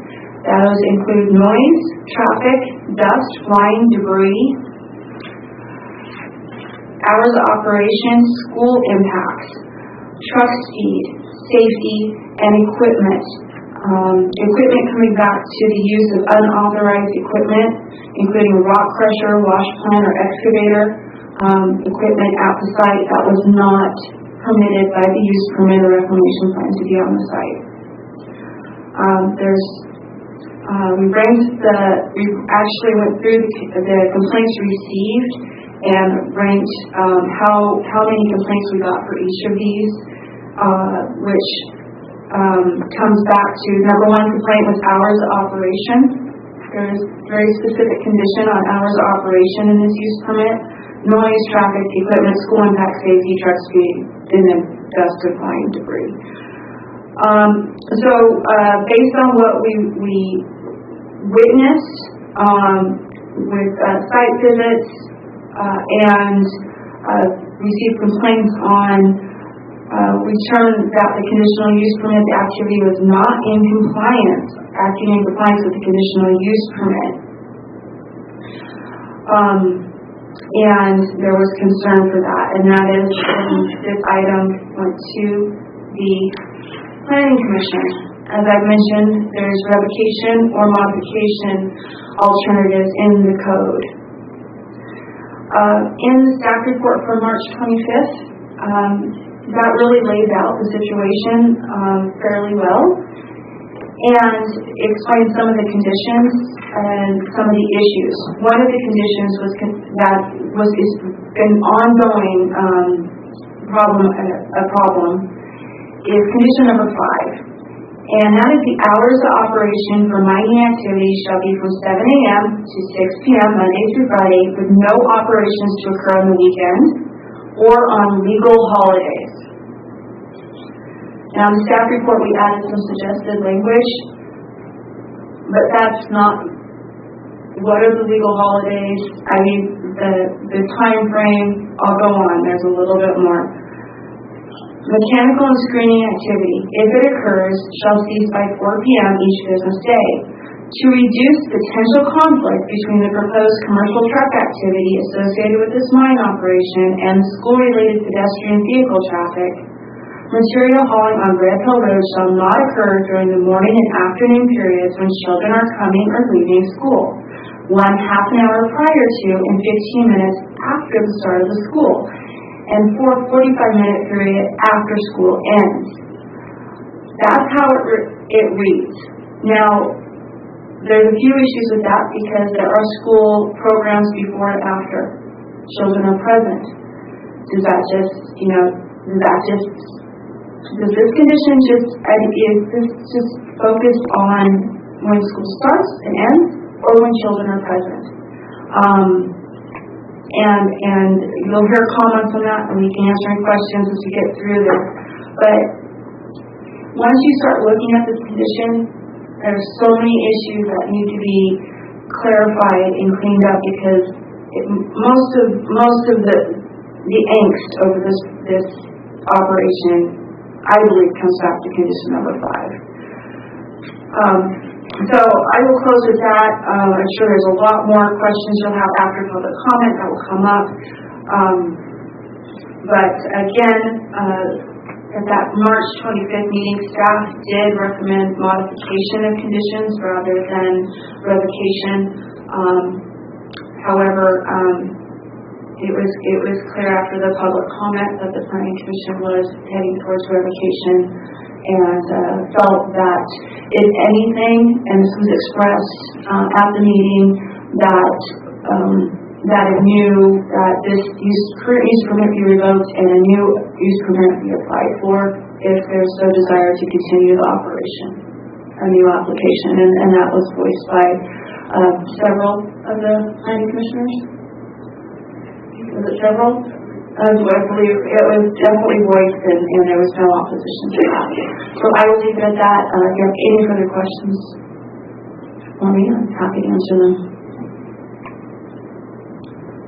Any more questions? Yeah, was there any serpentine walk down? In the slide material? Yeah. It was tested. There were, did you remember the reading of the slide material?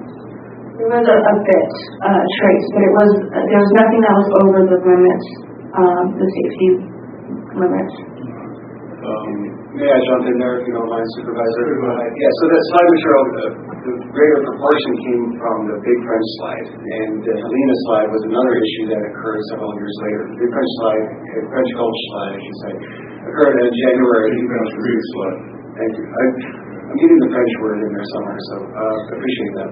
So that began in January of 2016, and Director Tippett did speak to the Planning Commission regarding the need and the emergency that represented, the need to open the highway and the need to place this material somewhere, and the decisions that were made both between Caltrans, Department of Transportation, County Department of Transportation, and this mine operator, as well as several other locations where the material was originally taken. So I want to highlight that process for Caltrans dealing with that emergency was one that we're trying to improve that relationship in the future between the County DOT and Caltrans. It's not one where we feel, I'll leave that there. I understand that this discussion's occurring where we're looking to improve situations in the future. Regarding asbestos, the documentation that I have at one point said that it may be present. Another documentation I have here from a geologist says that it was tested, the mine material was tested on site, and it is not present in terms of naturally occurring asbestos. And so I believe that it's in low levels, if at all. The documentation again says that that is not the main issue, naturally occurring asbestos. So when you transport 500,000 cubic yards of tailings or slime to a gravel pit, how long does it take for them to disperse that and get that out on these construction sites? I mean, how much is still there? Say we had another site tomorrow, and we had 500,000 acre feet more. Where would we be? If I can answer the second question first, and that is what I meant by discussions with Caltrans, it is to pursue the identification and the permitting of additional sites throughout the county in the expectation that we will have future slides. And that is not just 299, but any Caltrans highway and any county road as well. That's going to be some years in the making. I understand that this particular slide and the choice to deposit this material at this particular location was one made under a real emergency situation. And again, that is what Director Tippett was really trying to stress at that time. And he was under direction from the board at that time to get it done, given the nature of the emergency in terms of public access, emergency services, school buses, all of that. And if I may add, also in the direction of the Board of Supervisors. No, I've ruined my career down the distance, so I understand. It was a huge fault. It happened. I'm not complaining where it went. I was just wondering if it was to happen again and we found ourselves in the same situation with 500,000 acre feet. Do we have the facilities here? not exceed 5,000 cubic yards. At this particular location, I would suggest no, because that decision, well, it depends on what the board wishes to do. The decision to allow the material to be deposited at this particular location was because of the existing conditional use permit that they were operating under. So depending on the decision today, of whether that permit is allowed to stand or not, Yeah, I can say possibly.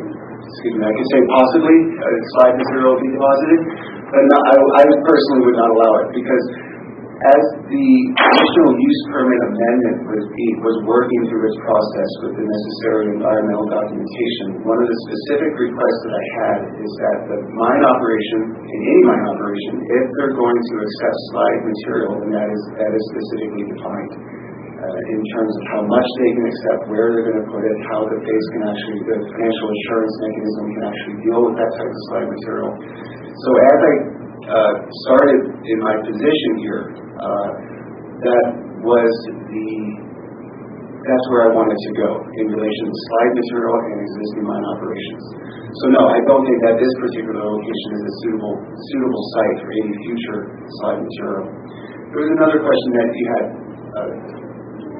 The first component of your original question was how long it would take for this material to be removed from the site, the existing roughly 500,000 cubic yards. That, to be honest, is a question that would be best suited for the mine operator themselves when they have an opportunity to speak.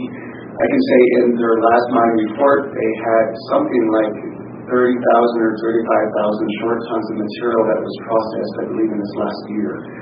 If you do some very rough math based off the weight per cubic yard, that's going to put you at something like 27,000 cubic yards of material. I cannot speak to whether that was actually the existing gold mine days tailings that they were processing and selling from the site, or whether it was the slide material itself, a blend of the two. I can't speak to that. But roughly told, that would take 18 years to get through the slide material itself. This would be just speaking to that. It's much more suitable for them to adjust and based off of any projected business model. If there's a bigger project that occurs that needs a lot more rock, it could move faster. I'll leave it at that. I understand. I just want to get some sort of time frame in my mind how long it would take for this to go away. If we had another proposed, not this one area, but another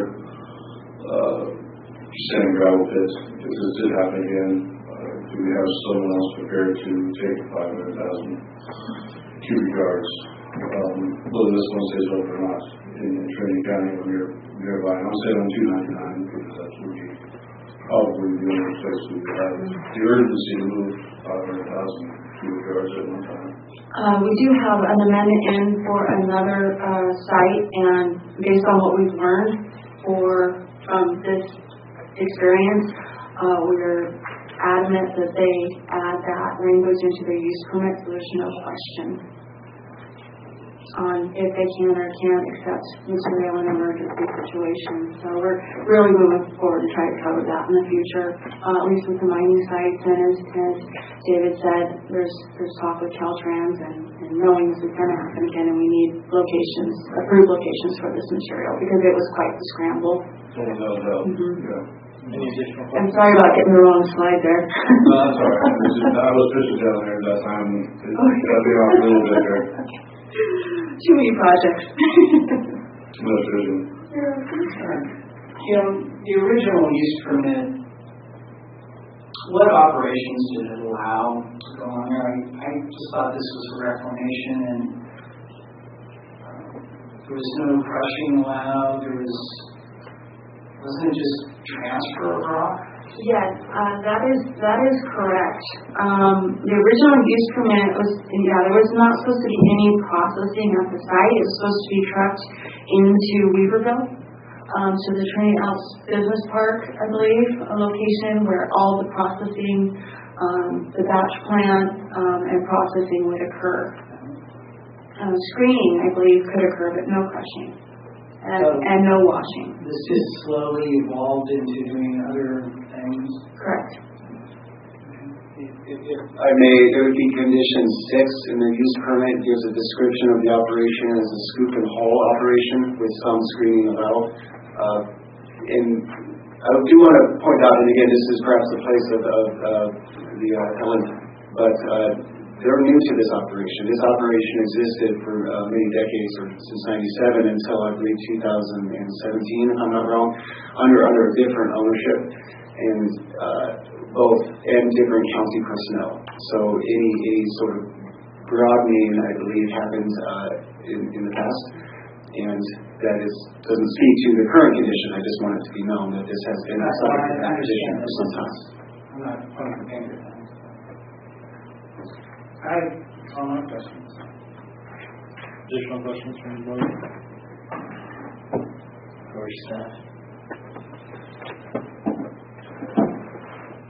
Those are going to go to public comments. Public comment? Chair, could you just clarify what the process will be? Sure. As we go through the public comment? So, I mean, I apologize here. I guess the legal representation, Swanson, may want to speak first, and then public comment would come after that. Is that? That would be fine. Also, Chairman Brown, we requested additional time for our expert noise consultant, both for myself, so we're not on a 3-minute clock. We don't need the 3-minute clock for this portion. Thank you. Yeah. Would you typically use 10 minutes, or 10 minutes within the range of what you'll need? I'll try. I think that the noise consultant, because he's got a pretty detailed study, he would like a little bit more time. But I'll try to keep my comments fairly brief. Chairman Brown, Supervisors, thank you. My name is Jeff Swanson. I'm an attorney from Redding, California. I'm speaking today on behalf of my clients, Trinity Standing Gravel and Judd Buick. And to cut to the chase, I'm asking you to grant my client's appeal of the Planning Commission's decision to revoke his use permit. I think the record before you shows that he has not received fair treatment and has not been given due process that he's entitled to under the law. The permit shouldn't have been revoked. I sent a letter giving you guys some of the detail, and hopefully you've had a chance to review it. And I'm actually not going to rehash the things that I said in that letter. But I do want to expand on a couple of issues. First is the procedural problem. Because I don't think the issue is properly before the Planning Commission.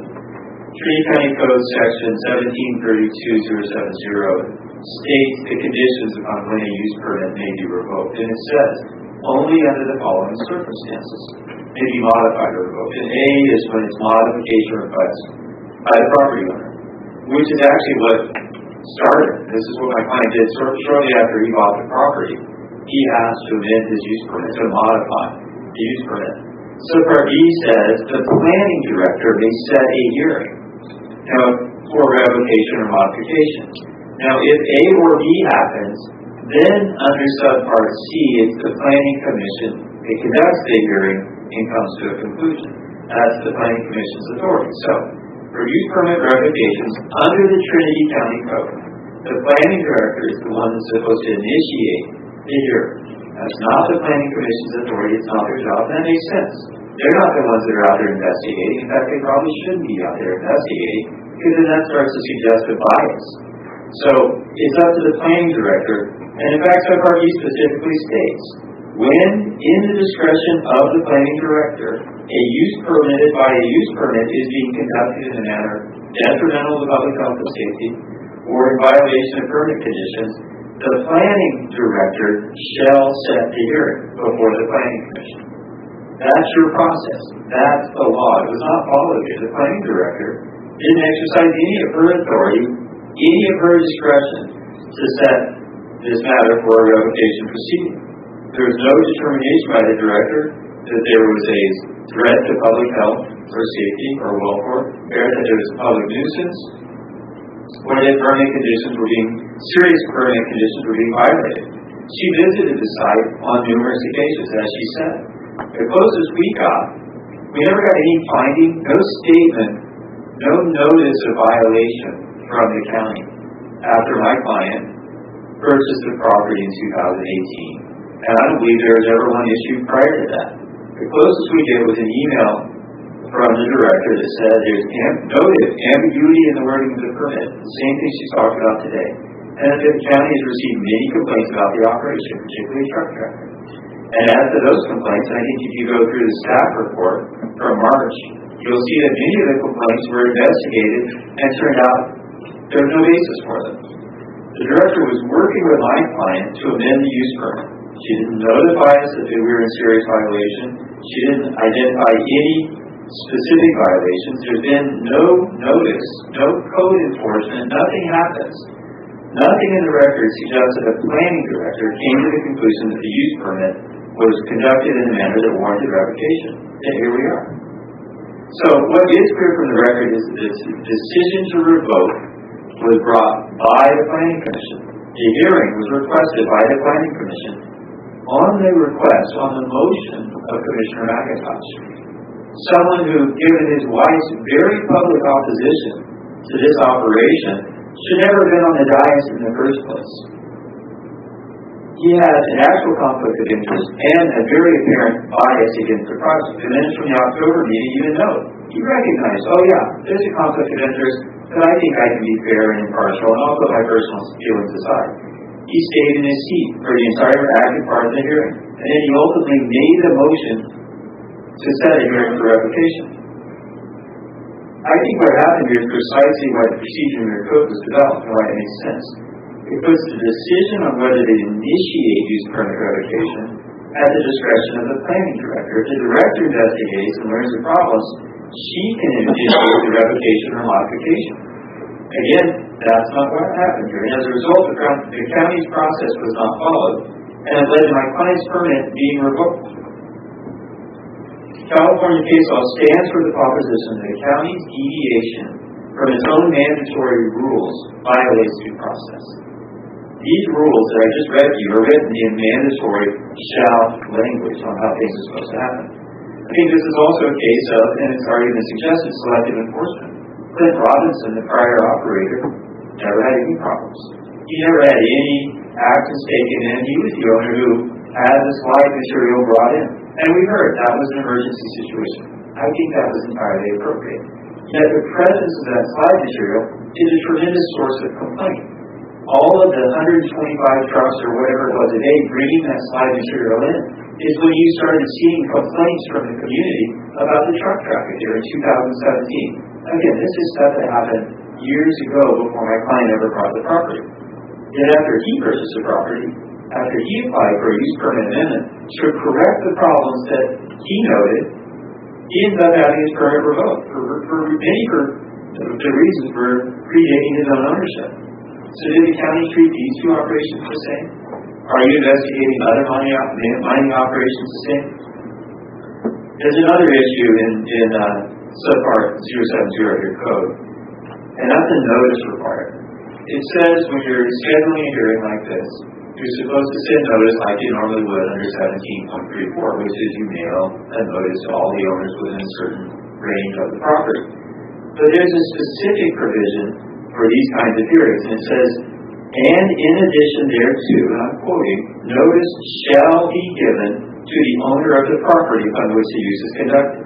And that notice shall include a specific statement of the conditions which are deemed to constitute a detriment to the public health, safety, welfare, or which constitute public nuisance, or which are violations of the conditions imposed by the Planning Commission.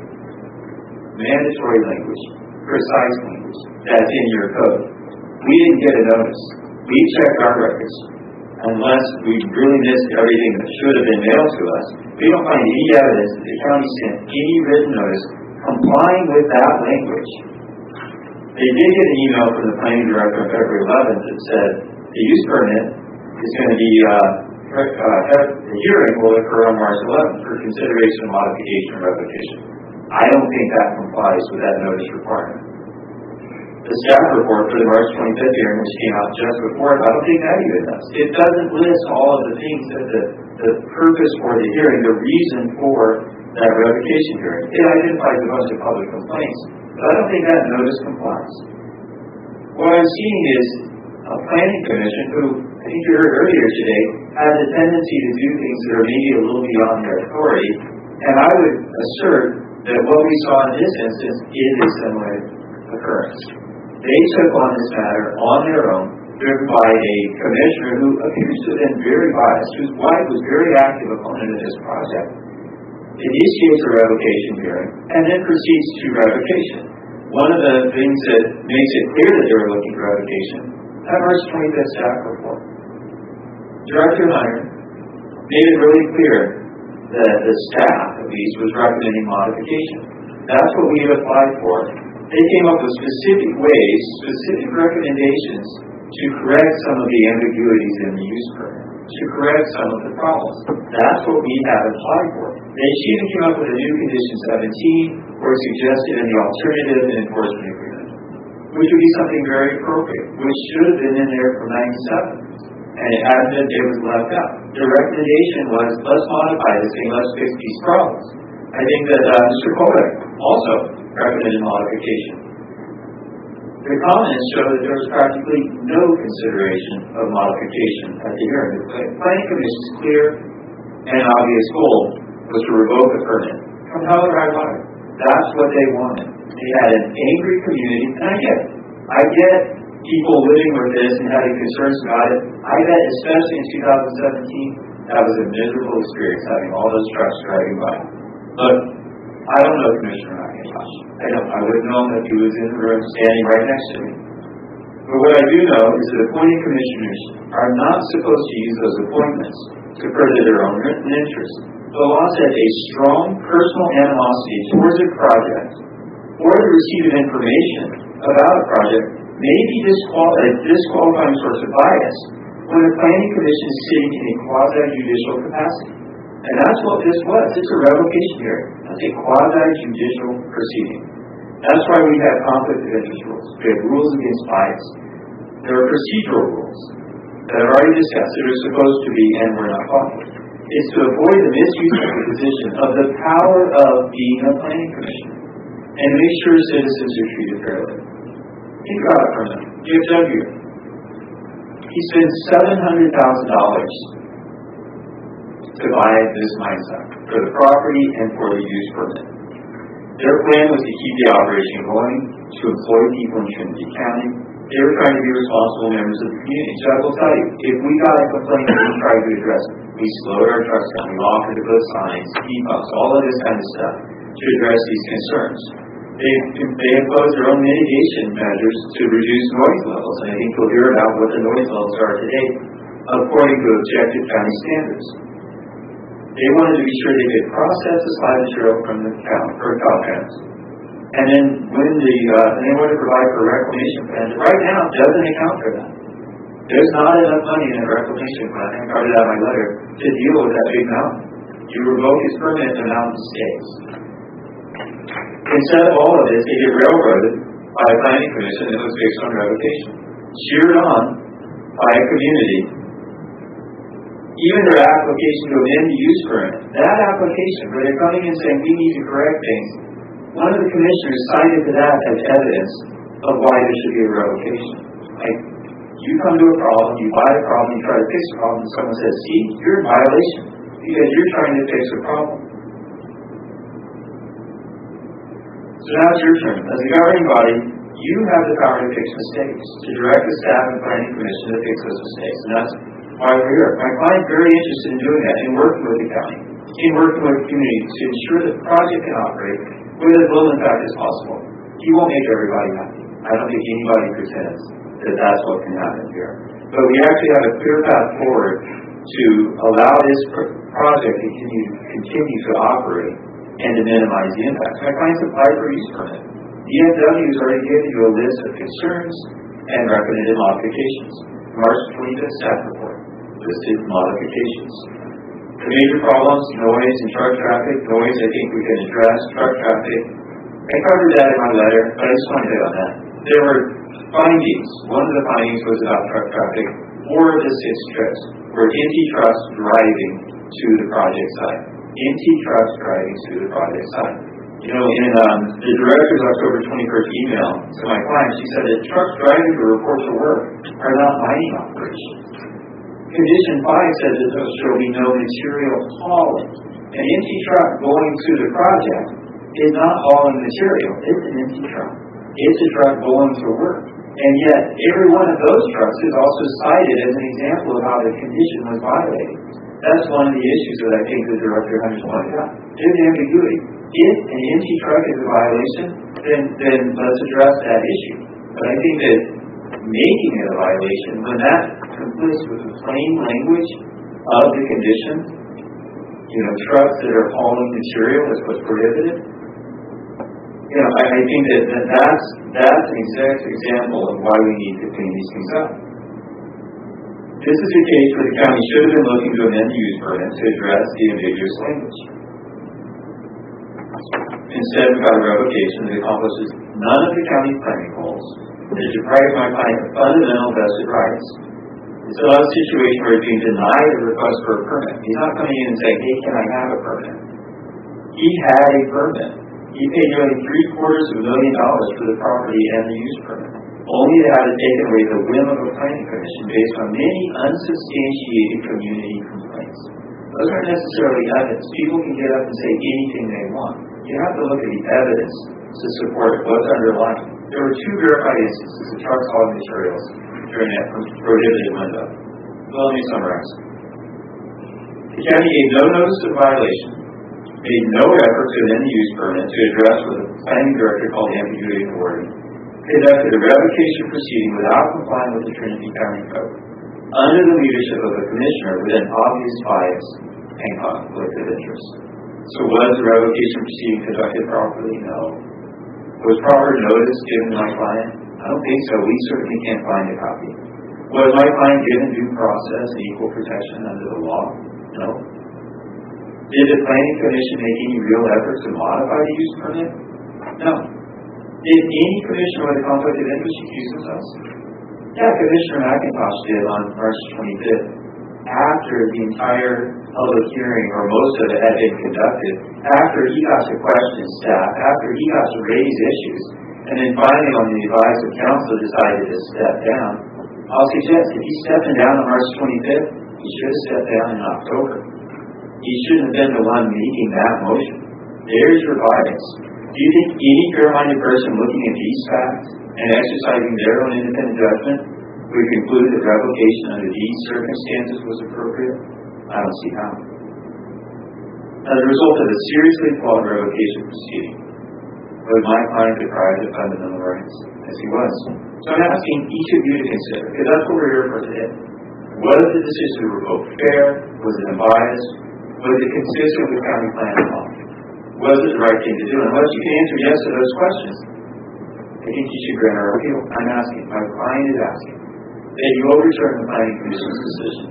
Send this matter back to county staff so that they can, with direction to look into amending the use permit to correct the problems, to address the community's concerns, to come up with an enforcement agreement.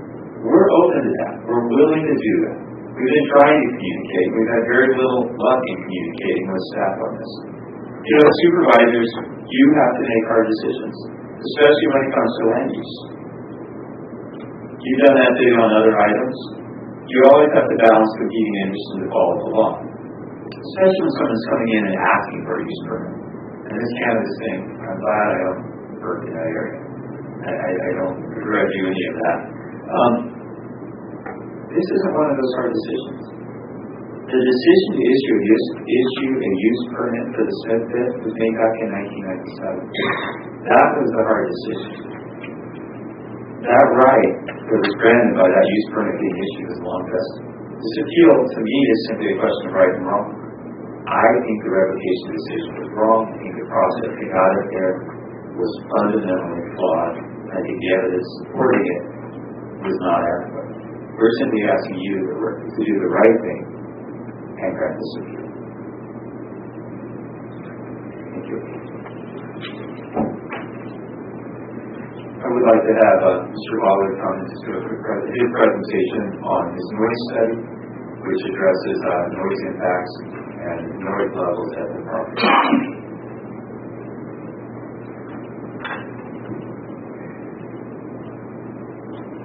Good afternoon, Chairman Brown, Supervisors. For the record, my name is Paul Allard. I'm the owner of Allard Acoustical Consultants, and our office is in Loomis, California. You've had a long day, you've got a lot on your plate, and I commend your stamina, so I'm going to be as brief as I can. That said, noise is a huge issue for this project, for this revocation here. So I do want to briefly make a presentation. I won't get too deep into the technical weeds, but if you have any questions or you want me to drill deeper, please let me know, and I'd be happy to do that. Just by way of a very quick bio, I'm a mechanical engineer. I've done one thing for the last 33 years, and that's work as an acoustical consultant studying noise. I'm a board-certified member of the Institute of Noise Control Engineers and have been recognized as an expert in California courts of law. Prior to taking on this project a year ago, I didn't know the applicant, I didn't know any of the neighbors, I didn't even know county staff. Quite frankly, we didn't have a dog in this fight. I understand that this project that operation is not popular. What I would like, I've met the neighbors, I've talked to the neighbors, I've read the comments, I was here at the Planning Commission, I heard the testimony. I get it, it's unpopular. What I would like this board to hopefully understand is that I don't base my analysis on whether or not a project is popular or unpopular. I don't champion projects, and I never oppose projects. Never champion them, never oppose them. I analyze projects, and that's exactly what I've done for this project. So I'm going to make this presentation very brief, and I would very much appreciate the opportunity to offer a rebuttal at the end of the public comment period, just in case there's any misconceptions or inaccuracies about my testimony. So I do have the PowerPoint. You can go to the next slide, please.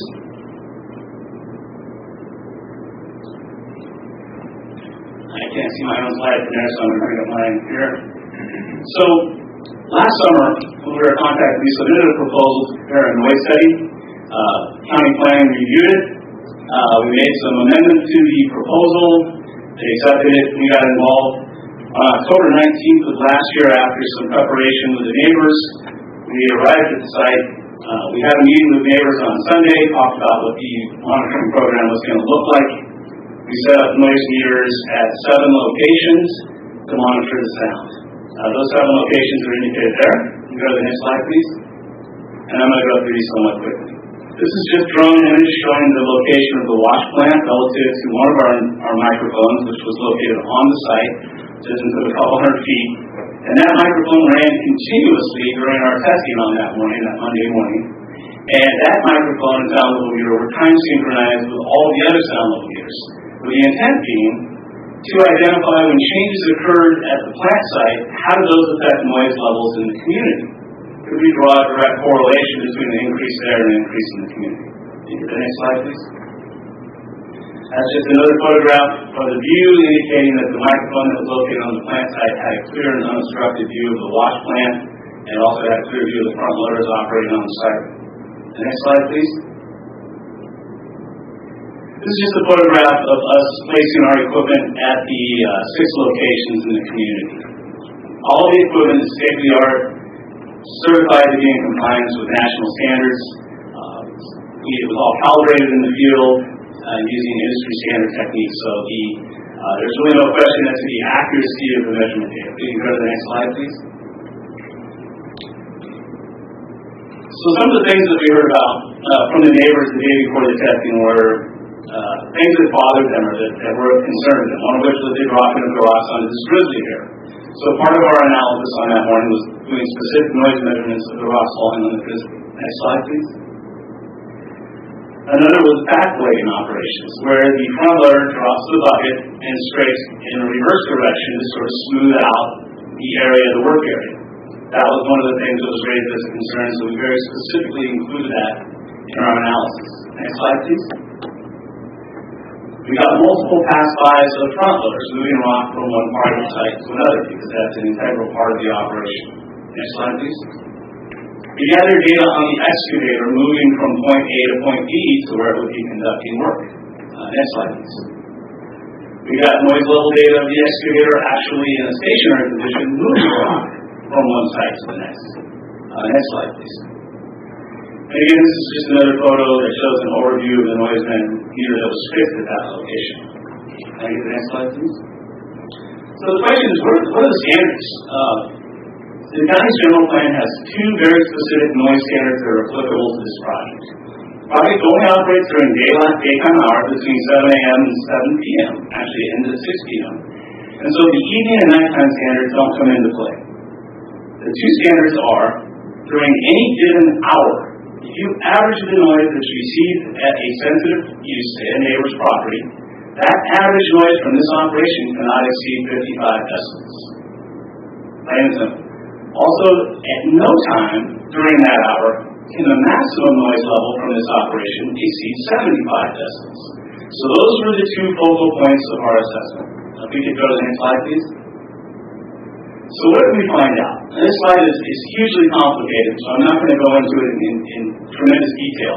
But the green line above shows the level that we measured with the meter that was at the plant site, and the red line below was the simultaneous noise level measurements that we collected, noise level data that we collected at measurement site 4 in this case.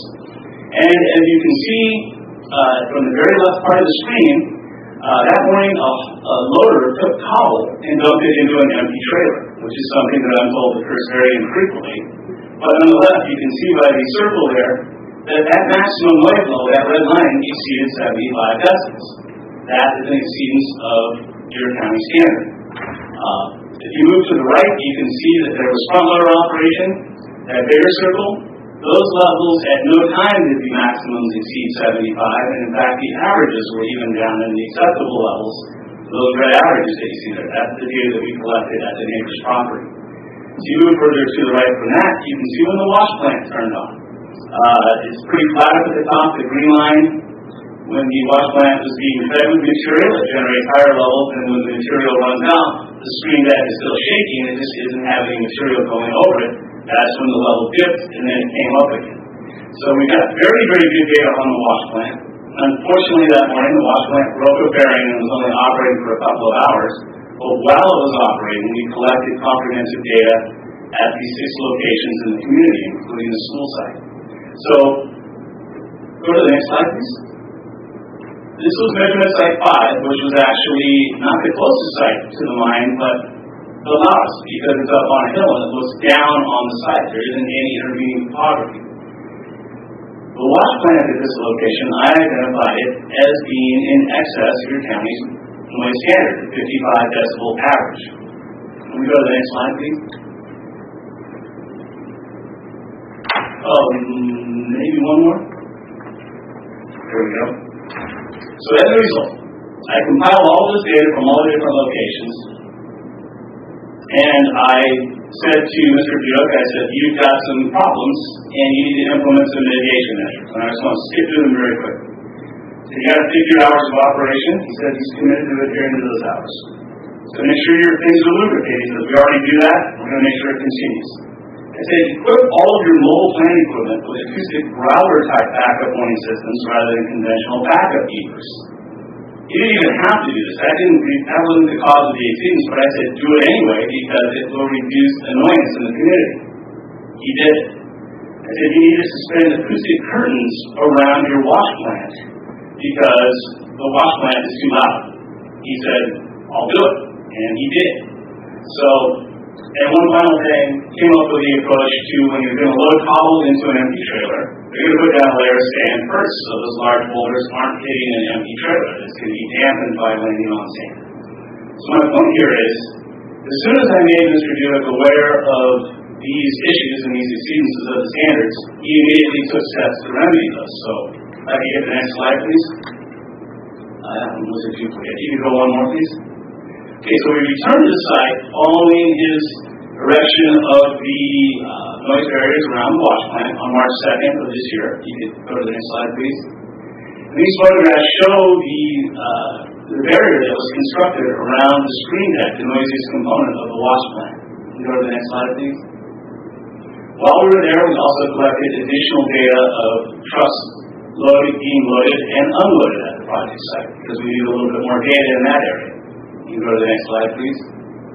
And the results indicated that the mitigation of surrounding the screen deck on the wash plant with the acoustic curtains did in fact reduce the noise levels.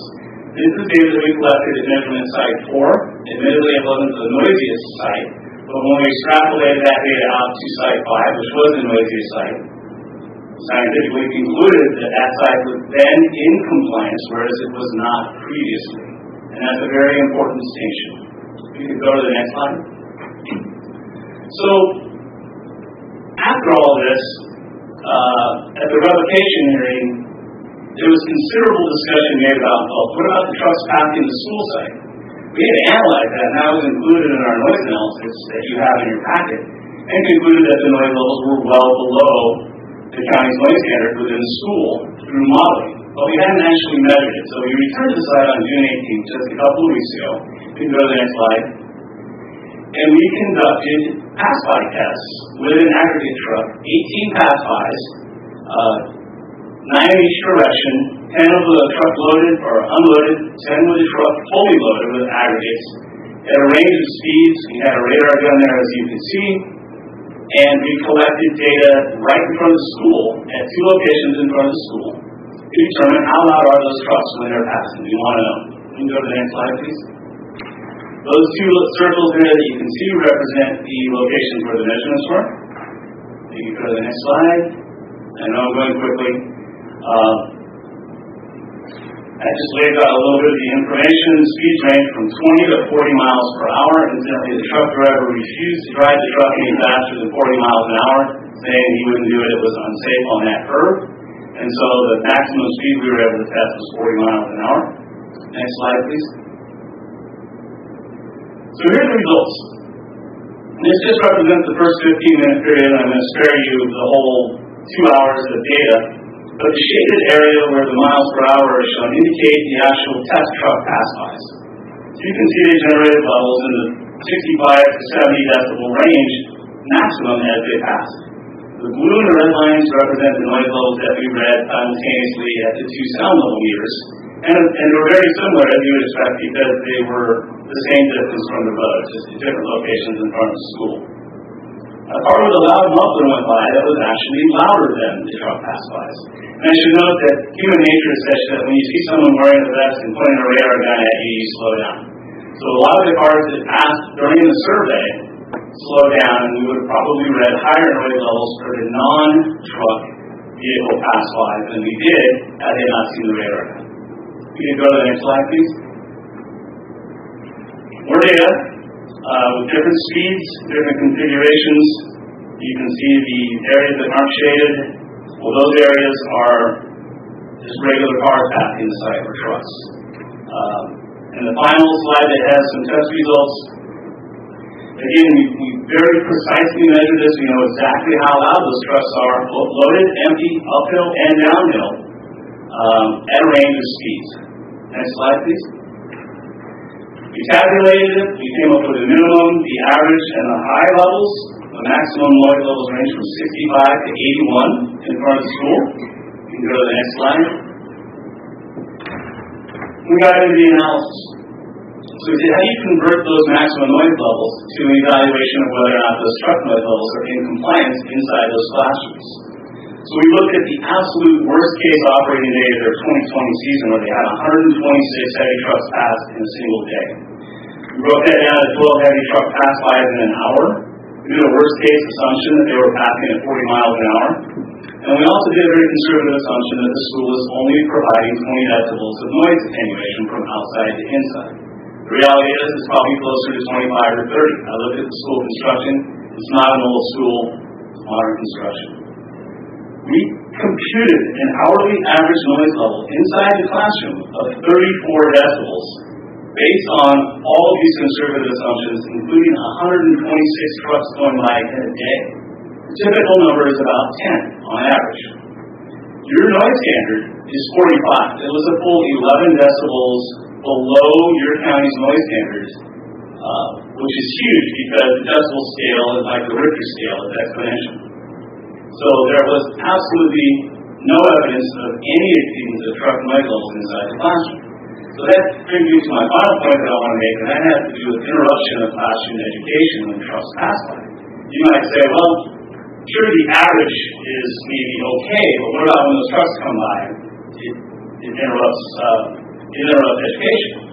So again, taking that range of exterior levels, applying the 20 dB of noise reduction, we know that the maximum noise levels inside the classroom range from 45 to 61 decibels. I'm speaking to you right now at a level of about 65 to 70 decibels because I have a big voice. But a teacher in a classroom has to speak in a normal to raised voice, and that is on the order of 57 to 64 decibels when they're talking to the students in their classroom. This is verifiable. So we've got maximum truck pass-by noise levels of 45 to 61. We have instructors talking to students at 57 to 64. We did further analysis to determine how many seconds the noise level in the classroom actually went above the baseline level in the classroom during each truck pass-by, and worked out to 6 seconds per pass-by. We'll apply 6 seconds per pass-by times 10 pass-bys. That's not when the truck is interfering with education. That's just when the truck caused the noise levels to slightly increase in the classroom. So my point in laying this all out is you're undoubtedly going to hear testimony that's contrary to this, and I understand that. But this is the actual acoustical data that was collected at the site. There is no acoustical sleight of hand here. This can be verified and welcome it to be peer reviewed by any of my colleagues. And the reality is the project is currently in compliance with your general plan noise standards. Should a crushing operation be allowed to come in periodically, additional mitigation would be required, and I've laid that out in the report to your packet. So we didn't blow any punches. When we saw any students, we called it out, told him what he needed to do, and he's taken action to correct that. So that concludes my presentation. I'm sorry for going so fast. If there are any questions, I would be more than happy to address them. Can we go back to the slide where you did the mitigation and then retested it? Yes. You're going to go backwards. Again. There. Forward one. Right. So the level in red, we reset the noise meter at the project site where we had it originally. And the level in blue is the level that we measured at one of the residences, which is noted as monitoring site 4. Let me get to that same. So the site 5 is the worst site, correct? Site 5 is the worst site. This is site 4. And the reality is I made a mistake. We had intended to go to site 5. I relayed the information to my technician. He went to site 4 instead. That was our mistake. But when we took the difference in noise levels that we measured at site 4 and applied those to site 5, we concluded that that would have been sufficient to bring site 5 into compliance as well. And with site 5 being the worst case location, it can be inferred then that there would be compliance at the other locations as well. So the blue line is the one that you're saying must be kept at an average of less than 55, correct? Correct. But not the red line. The red line is the level that was measured on the project site so that we could correlate the data. But there is no 55 dB requirement on the project site because there is no noise sensitivity on the project site where they're working. All right, thank you. So if site 5 is the worst, why did you do that one, even after you realized you made a mistake? Well, that's a fair question. In hindsight, we probably should. We had sufficient data where I could comfortably conclude that the attenuation that we saw at site 4, if you applied it to site 5, would have resulted in enough of a decrease in noise at site 5 to achieve compliance there. But at the end of the day, compliance isn't optional. They need to comply with your standards every day. So presumably, maybe there would be a condition that there would be follow-up noise testing required, whatever the case may be. But I'm comfortable that if we were to go back to site 5 today and redo the noise measurements at site 5, we would find the operation to be in compliance based on what the decrease you noted at site 4. So didn't you say you were just there last week doing something? We were there last week doing truck pass-by tests. And honestly, it didn't register to go to site 5. I don't even know if the plant was fully operational on that Friday morning. We specifically picked a time when they could get a truck driver to drive for us. But that is not the fault of the applicant. That's my improved miscommunication with my staff about the monitoring site. There was no intended misdirection there. I just wanted clarity for myself on that, thank you.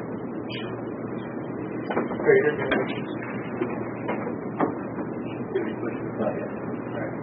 I have a quick question. The truck in the photo, the Trinity sand and gravel trucks are blue, I believe. That was a red truck. Is that a was that a different truck than the trucks that usually pass by the site? So, Trinity sand and gravel never has a truck at the time. We rented a truck from Millay Transport. Made no specifications about that truck other than that it could haul material and had it go out to complete the site. Thank you. Could you repeat that? I didn't hear anything you said. They don't own trucks anymore, they're renting them. Okay. that was Carrie Batchelder, right, the Trinity Sand and Gravel for the record. I don't know. Okay, thank you. I have a question. Could you just sort of rewind and help me understand why it is that you were estimating what you thought a teacher's voice level in the classroom was? Yes, I think this is a very important point, and it's a good question. Because for instruction to be interrupted, the teacher would have to raise their voice or be unable to raise their voice sufficiently to speak over the volume of the truck and still be heard within the classroom. The noise levels of the truck pathways were not sufficiently high inside of the classrooms to prevent or significantly interrupt classroom education during those truck pathways. I am convinced you're going to hear testimony to the contrary in a little bit, but that's the way numerically it happens. How loud is the human speech, and that is what the issue is here is, does the teacher need to completely stop, or can they still be understood while they're speaking while the truck is going by? So have you been a teacher in a classroom? I have been in many of my kids' classrooms over the years, and I'm not a teacher, and I don't profess to be, but I do understand the voice levels that are required. So I'll just tell you, you're talking to a teacher. Okay. And I taught at that school. Okay. I substitute taught in those classrooms. And I know what it is to try to keep the child's attention, and it doesn't have anything to do with decibels. Okay. You don't get kids' attention by shouting louder than what's outside. Right, I'm not suggesting the teachers are shouting. I'm just saying speaking in a normal classroom voice so that they can be heard throughout the classroom for the students to be able to discern the information. Is there any more questions for the sound? Say it again, Jeremy. Any more questions for our sound engineer? No. Thank you for your presentation. Appreciate it. Thank you very much for your time this afternoon.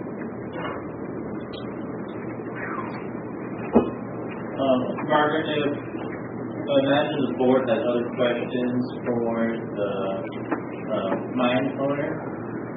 Should we ask those now or go into the public comment community side? Let's finish public comment, and then when it comes back to the board may react to questions and find through the issue.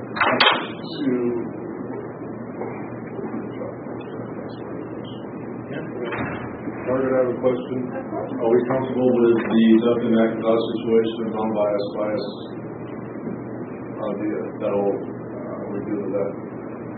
I don't know what you mean by good with that. I can't make a determination of whether there's a conflict. It is my understanding that when it was brought to his attention, there was a potential conflict that we did refuse. It's your pleasure, the board, to make a determination if that's sufficient to meet the legal standard. I don't believe there was ever an actual conflict, meaning a financial interest articulated, but I have to go back and review the rest of that. So it has to be a natural conflict in order for...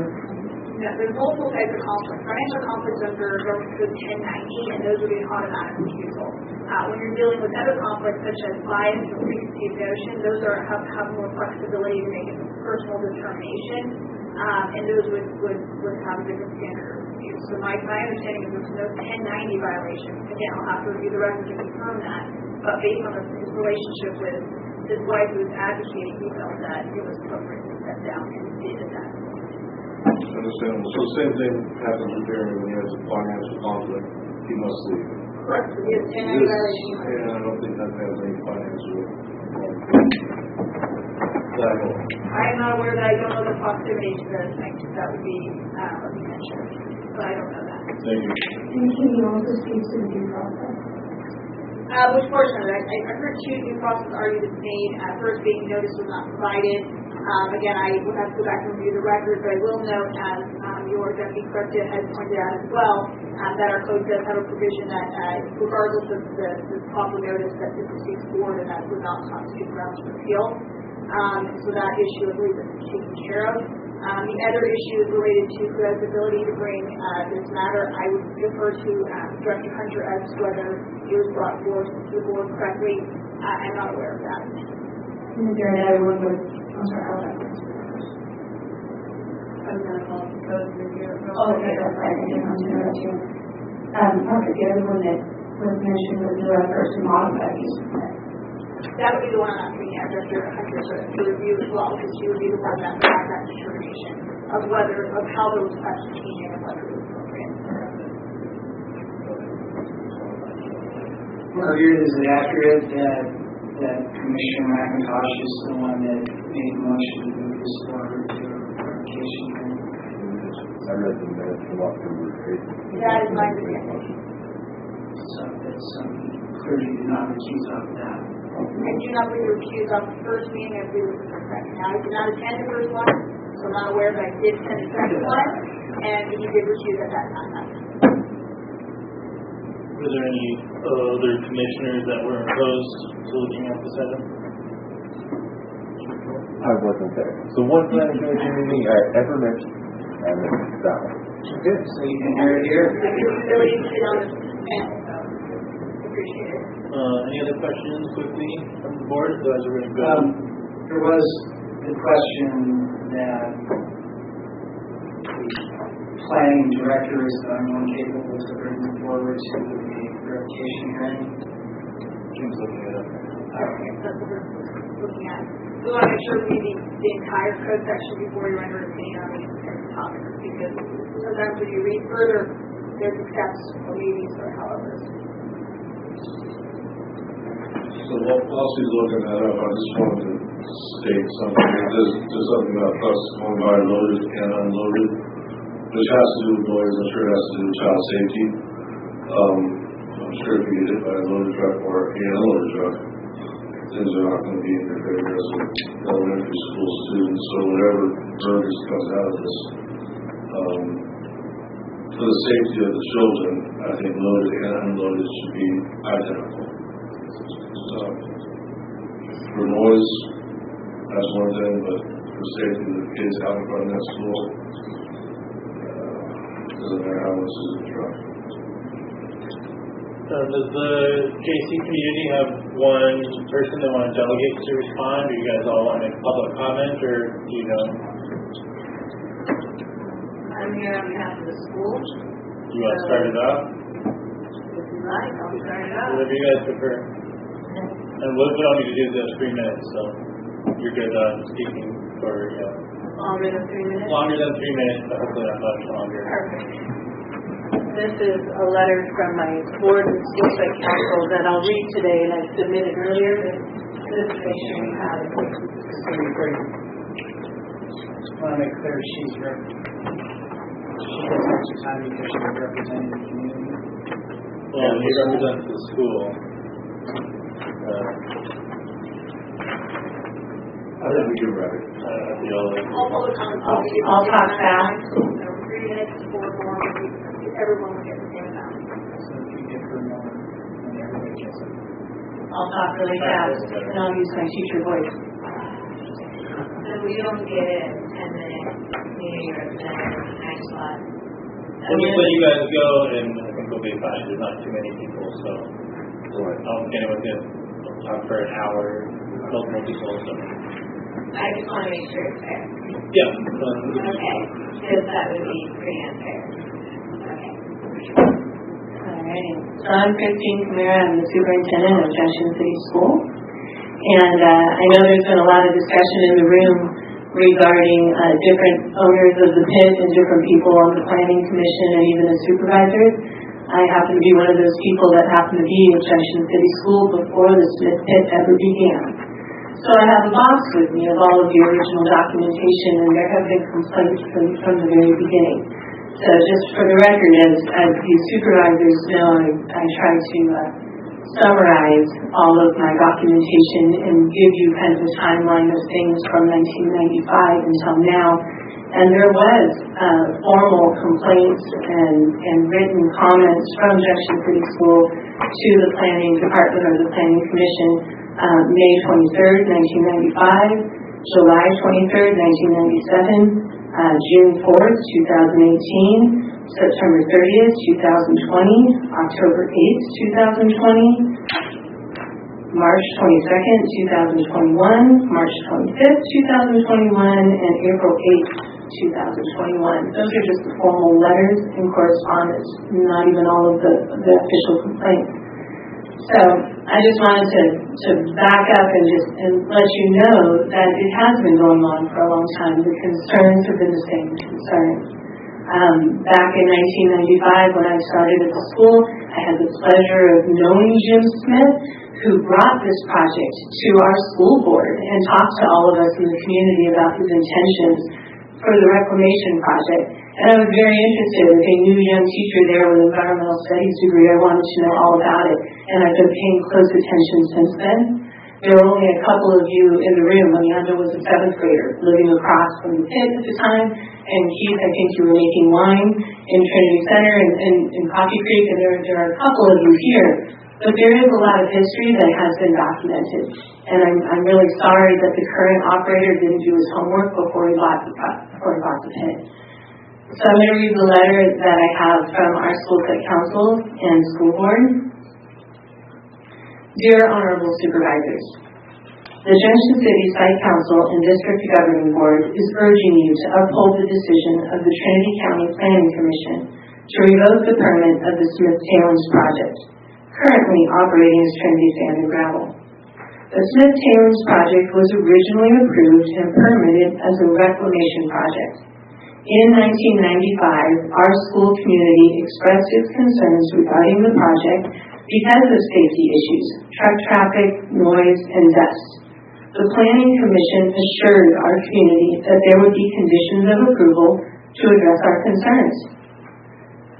Over the last couple of decades, the various operators of this reclamation project have violated those conditions and operated outside of their approved permit.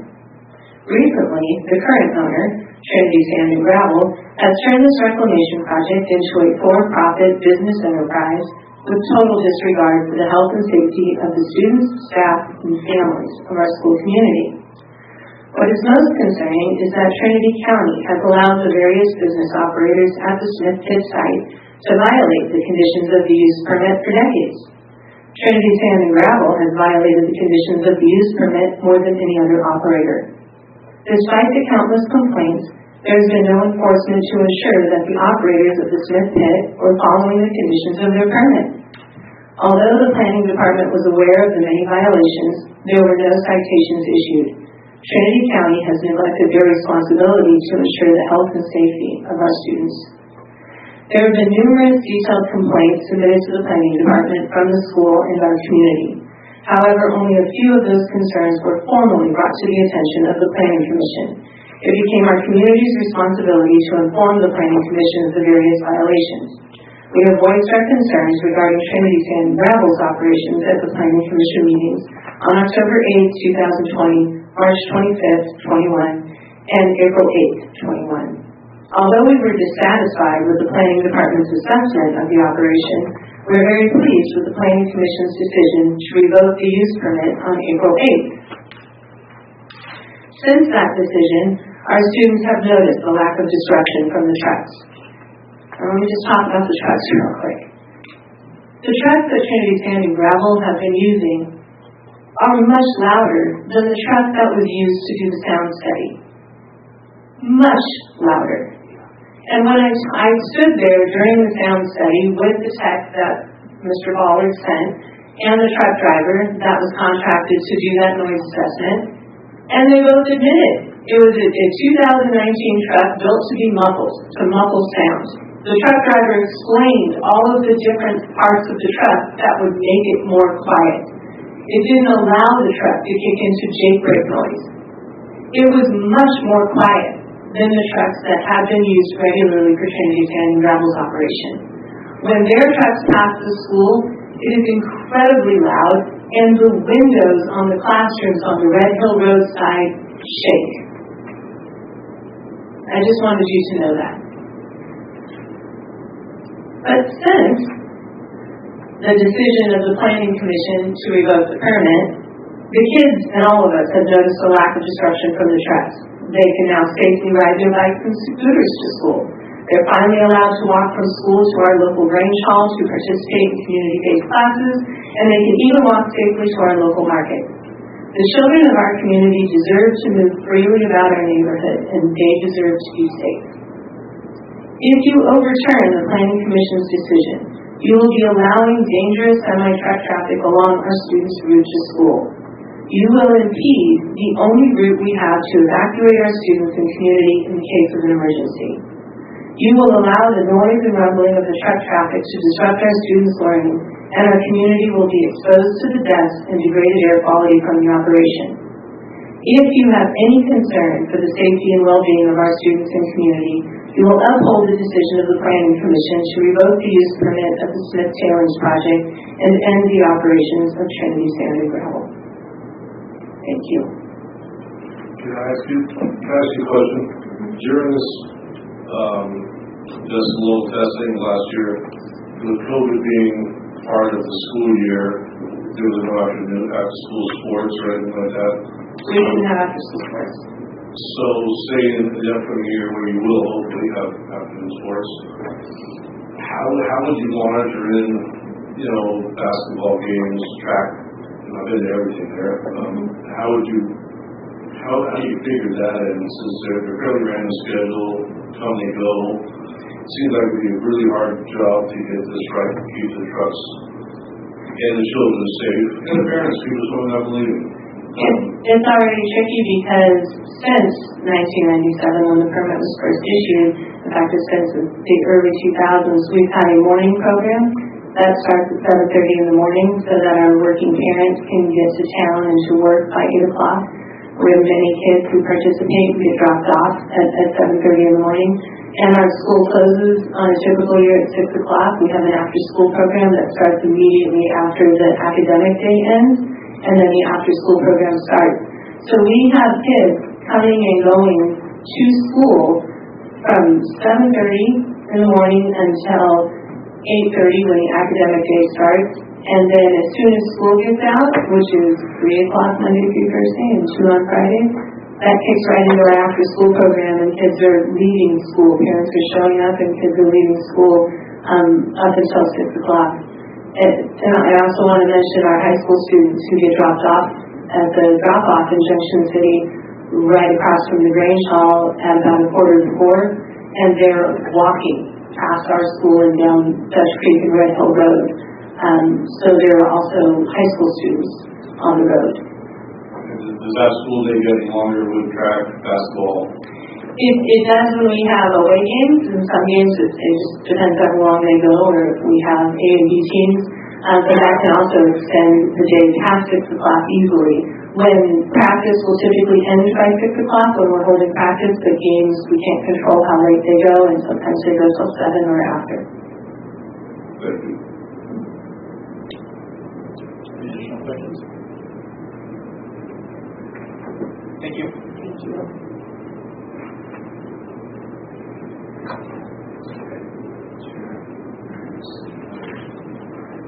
Hi, my name is Will Shaw. I am a longtime Junction City resident. I've been up there over 20 years, and I've watched this operation of abuse and not restoration continue. I've watched it closely myself personally. That truck is not representative of the sounds that come from those vehicles, particularly when you're bringing in 50,000 cubic yards at all hours. That operation was to be a scoop and haul only. That was the intention. It has changed drastically through every owner to now where the noise level includes items that have been completely banned. The screener, the washing, all of these things that are going on are not in the original permit. It's not part of the intent of restoration. That was Jim's original idea. Instead, we put more material in there, and that 20-year project is now a 50-year project. This has a tremendous impact on our children and the quality of our life in Junction City. The operation is unsafe. The hours that the trucks are traveling interfere with residential traffic and the children as they arrive and they leave the school. I see it all the time. I live on Red Hill. I'm directly adjacent to the Smith mine. Trucks pass through the neighborhood and I can hear them roaring down the street from my house constantly. Thousands of trucks. How would you like thousands of trucks on your road with your children, my grandchildren that I take to school? Those trucks contain oil, transmission fluid, everything else is dropped on the ground. That washes directly into the river. As a Grange master for the North Fork Grange for 15 years, I listened to that noise over the sounds of the children at play in the playground. That's how intense it is. You can hear it from everywhere. I've seen operations directly adjacent to the river. I took pictures within 15 feet. That equipment was to be no closer than 100 feet. That means oil's dropped on that. And it's not in compliance. Caltrans dumping all of that material there just added 20, 30 years more of our having to put up with the constant noise, dirt, sounds. This is a liability for the county. I well remember when they were running an illegal cement factory there. Who's to say that that's not going to happen again? Because it already has happened. And we watched it. The board should decide in favor of the Planning Commission and uphold the revocation of that permit. It should be clear that the placing of that material at the Smith mine was not part of the use permit. It was scooped and removed, and it is now has 500 cubic yards of material. Who's to say if you don't stop this, that these things will not continue? It wasn't right. The county didn't do their job to stop it originally. Your inspectors didn't stop all of the things that have been taking place, and we have been making complaints personally since 1979. The school since 1999 rather, and the school since before that. We hope that you'll abide by our request and revoke that permit. Thank you. Thank you.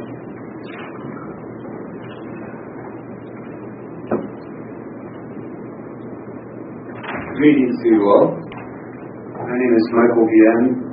I work at the Junction City School. My wife and I first began to purchase a few acres in Junction City about 2002. And we worked weekends while we were living our full-time lives on the coast to clear some overgrown land, and completely overgrown. I won't go into that, but we started building in 2010. And got our final in 2018, and this issue came up and we got here full time. So I'm not as aware that there's some folks that have already spoken, but I'm certainly aware that through them and being part of the school. I would first like to address a couple of issues that the gentleman who did the sound study brought up. I noticed that at our school it says when children are present, the student is 25. Personally, I consider when students are present between 7:30 and 6 o'clock.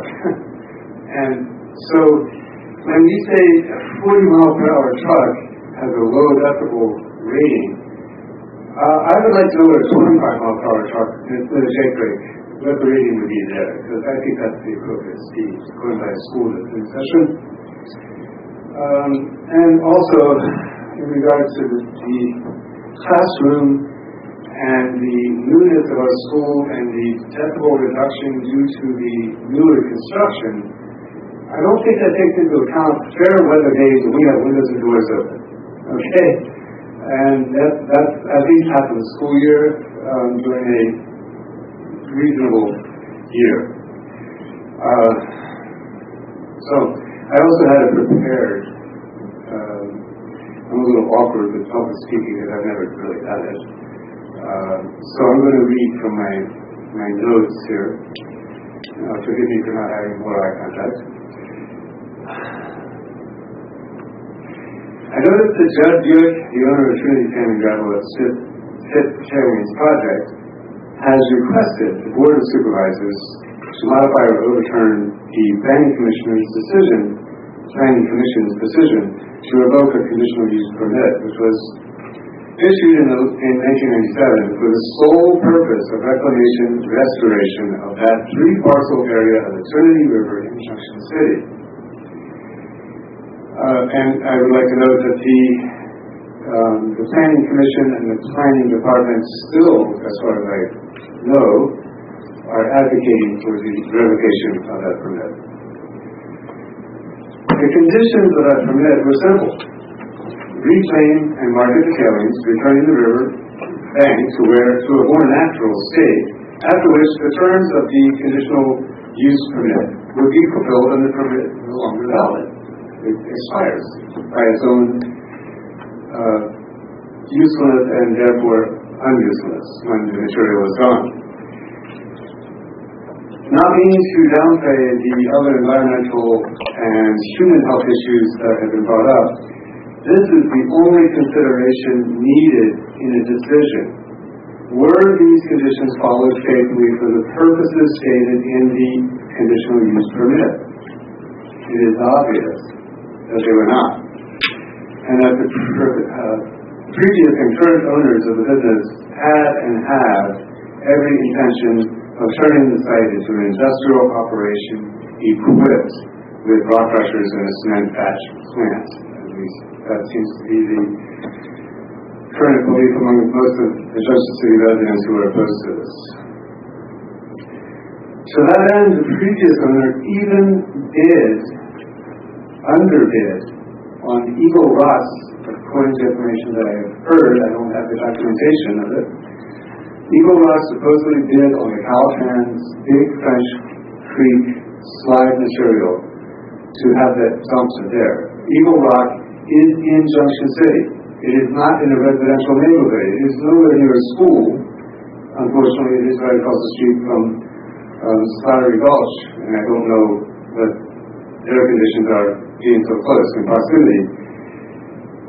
But it's very isolated. I don't know if everybody's aware of where Eagle Rock is. But, so Clinton, or Flint, whatever the previous owner's name, Clint Robinson, I've heard and believe to be true that he underbid Eagle Rock's bid, which was completely inappropriate according to his conditional use permit.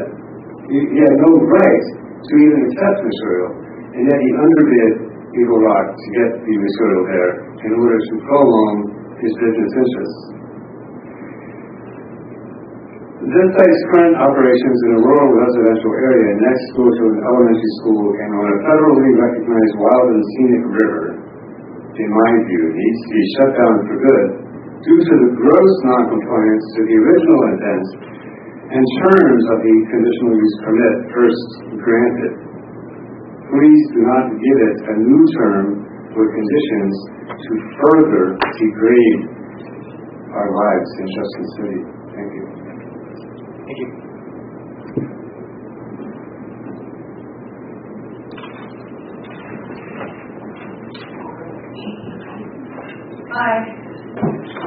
Hi, I'm Martha Elbert, and I live right across the street on Montezuma, across from here. I'll tell you what, we said no sleight of hand. Sleight of hand was they used the 2019 trucks. Everything they say here is totally, they blow it out of proportion. But, I mean, a couple things I want to go over. I did write you a letter. Sorry, I get nervous too. I did write a letter, and I did put some pictures in there of some of the not in compliance. They worked on May 25th, 2019. I have pictures. They worked on September 4th, 2019 with equipment. They worked within 100 feet of the river almost every single day. And they are in the flood zone. I probably have 100 drone shots of them working there. So if they weren't in compliance, they have never been in compliance. Let's see, what else have I found that they've done? Oh, they worked April 11th and 12th, 2020. That was Saturday and Sunday of Easter. I'm sorry. Easter's a holiday. That's not something I think you have to try and figure out if that's a holiday or not. January 5th, 2021, they brought in more equipment and they were working in 100 feet of the river. What else? Oh, one thing that says in their use permit, it states that they are not supposed to have hazardous waste or fuel. Well, they sent the thing into the state California Water Board and stated they had hazardous waste and fuel. So what's up? I mean, are you supposed to have it or not? And we do live across the street. So every time you find another piece of paperwork that they've done, it counteracts what they've stated. I don't understand how, when they just said that they did that noise, and one of them was kind of over the thing at Amanda's house. That means that thing has been there, that wash plant that was making that noise has been there. I think I went back and Google Earth. It's been there since around 2015 to 2016. So she's been having to deal with that noise above OSHA standards, above everything, for 6 years. And when you call Judd and tell him that you're complaining about how loud it is, he tells you to basically go pound sand. And that he's a businessman, and if we don't like it, we can move. I have text messages from people on Facebook telling me, just get the hell out of here. I'm not. I don't see them at the fire department helping. I don't see them at the food bank helping. I have not seen him come help one thing in the community. So how are you a community member and trying to come in and do something when you don't even help us? They're just contradicting everything that we do to work hard for. Oh yeah, one more thing. Justin did want me to tell from Kerwick, from the fire department, there is, from Dutch Creek all the way to the school, there is a bike lane. So that needs to be kept safe too. Thank you. Thank you.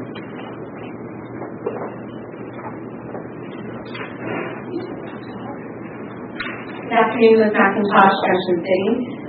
Thank you for having us all here today. Like everybody else, I had stuff prepared, but comments happen. So, I'd just like to explain my involvement. For those of you who've seen me before you numerous times over many years, I am not in opposition to any sort of economy. I would love to see our community of Junction City have more economy. But in my opinion, this is not about popularity at all. It's about inappropriate uses in an inappropriate zone outside of permits. And it's about breaking the rules and then coming back and asking forgiveness, and that shouldn't be okay for anybody. It's about having an understaffed, under-resourced in every single way planning department trying to oversee a grossly negligent operation. So it's one thing to not know, to not dive in and look, but now everybody sees it. It's there, and we should be addressing it. We should be following our laws. And I'm asking you to uphold this relocation because that is the premise on which the Planning Commission made their decision. I became involved in this, heavily involved in this, because I was the CDO of Junction City School. I was the first notified when the amendment was coming forward that proposed a concrete plant at first, increasing the trucks up to 144 passes by the school.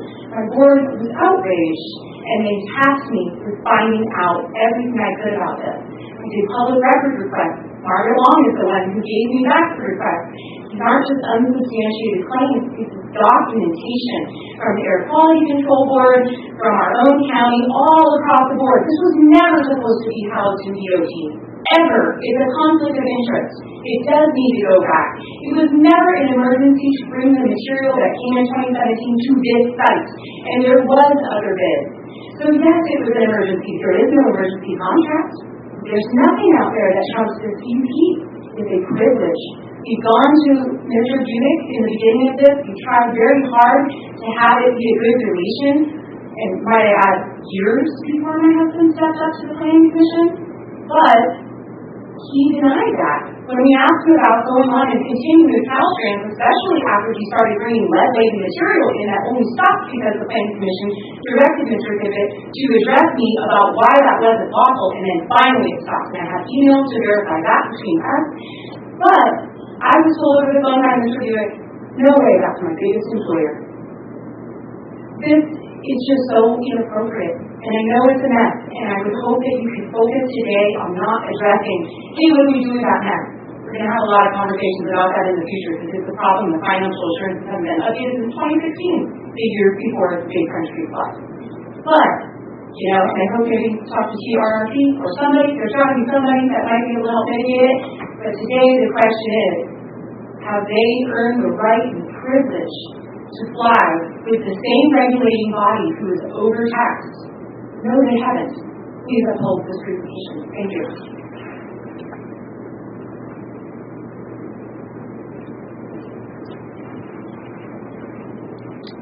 Hi, my name is Amanda Berger. I live in Junction City.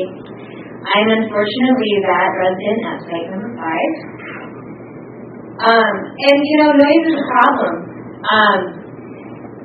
It's a huge problem, but I also feel like we get a little bit hung up on it because I want to make sure we all realize there is a lot of problems. I sent you all a document that went through each item in your CUP, and then also provided photographic evidence of their noncompliance. So there was multiple things that they are noncompliant about, and we really need to keep that in the forefront of our minds, because we get hung up on details. One detail we get hung up on, it is a problem, but we need to stay focused, was the 500,000 cubic yards of material. Hey, yeah, that came in with Clint Roaston. Now, the problems that we're having, we've had hundreds of complaints since Judge Buick has been in operation. We've had problems with the site for, yes, many years, decades even. But it's only gotten worse since he's been there. He's a bad player who does not want to work with the community.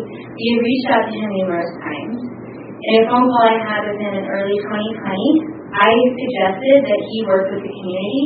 He said to me, quote, I don't care about the community, I'm a businessman.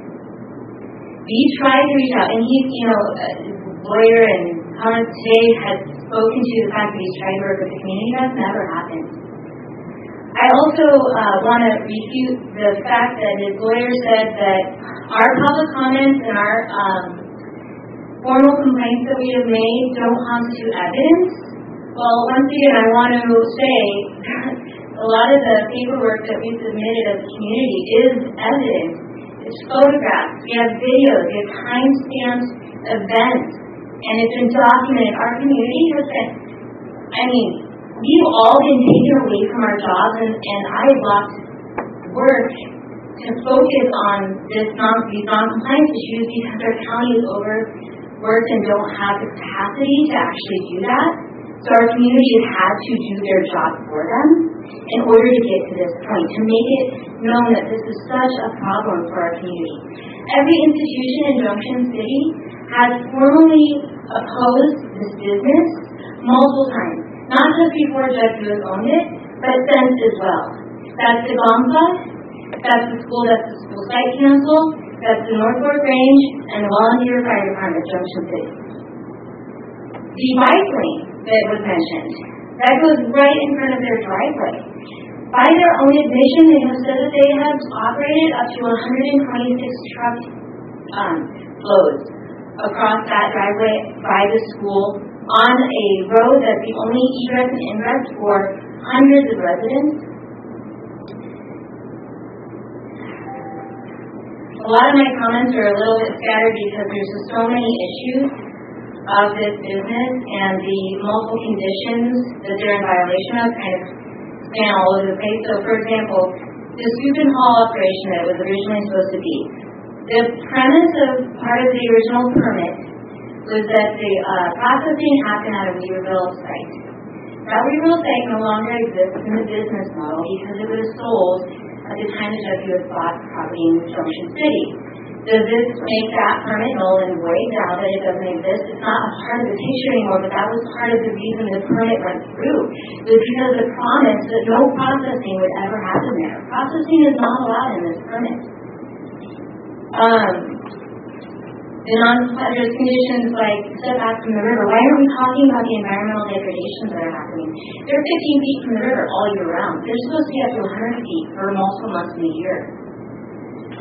Equipment on site, so during all the sound studies, all those photographs that you saw in their sound studies, none of that was permitted equipment. They're not supposed to have a wash pan or excavators or the multiple, they're supposed to have 2 dump trucks and all the processing material was supposed to be off-site. One issue that I think the county really needs to consider is the business is a liability if it were to move forward. It hasn't paid financial insurances, that's not been updated. In 2008, there was a subdivision of the site. Those subdivisions have never been registered with the state. The public notice for those subdivisions was done illegally, and therefore the CEQA guidelines were not followed properly. On their SMARA inspection that is in place, that's outdated at this point, they have it listed as a non-metallic mining operation.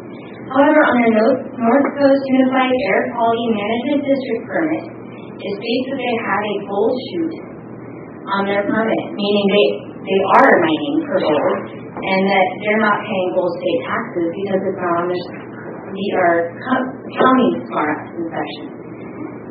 There's multiple things like this. If you dig deep, there's way too many discrepancies for the county to consider this because of the liabilities involved.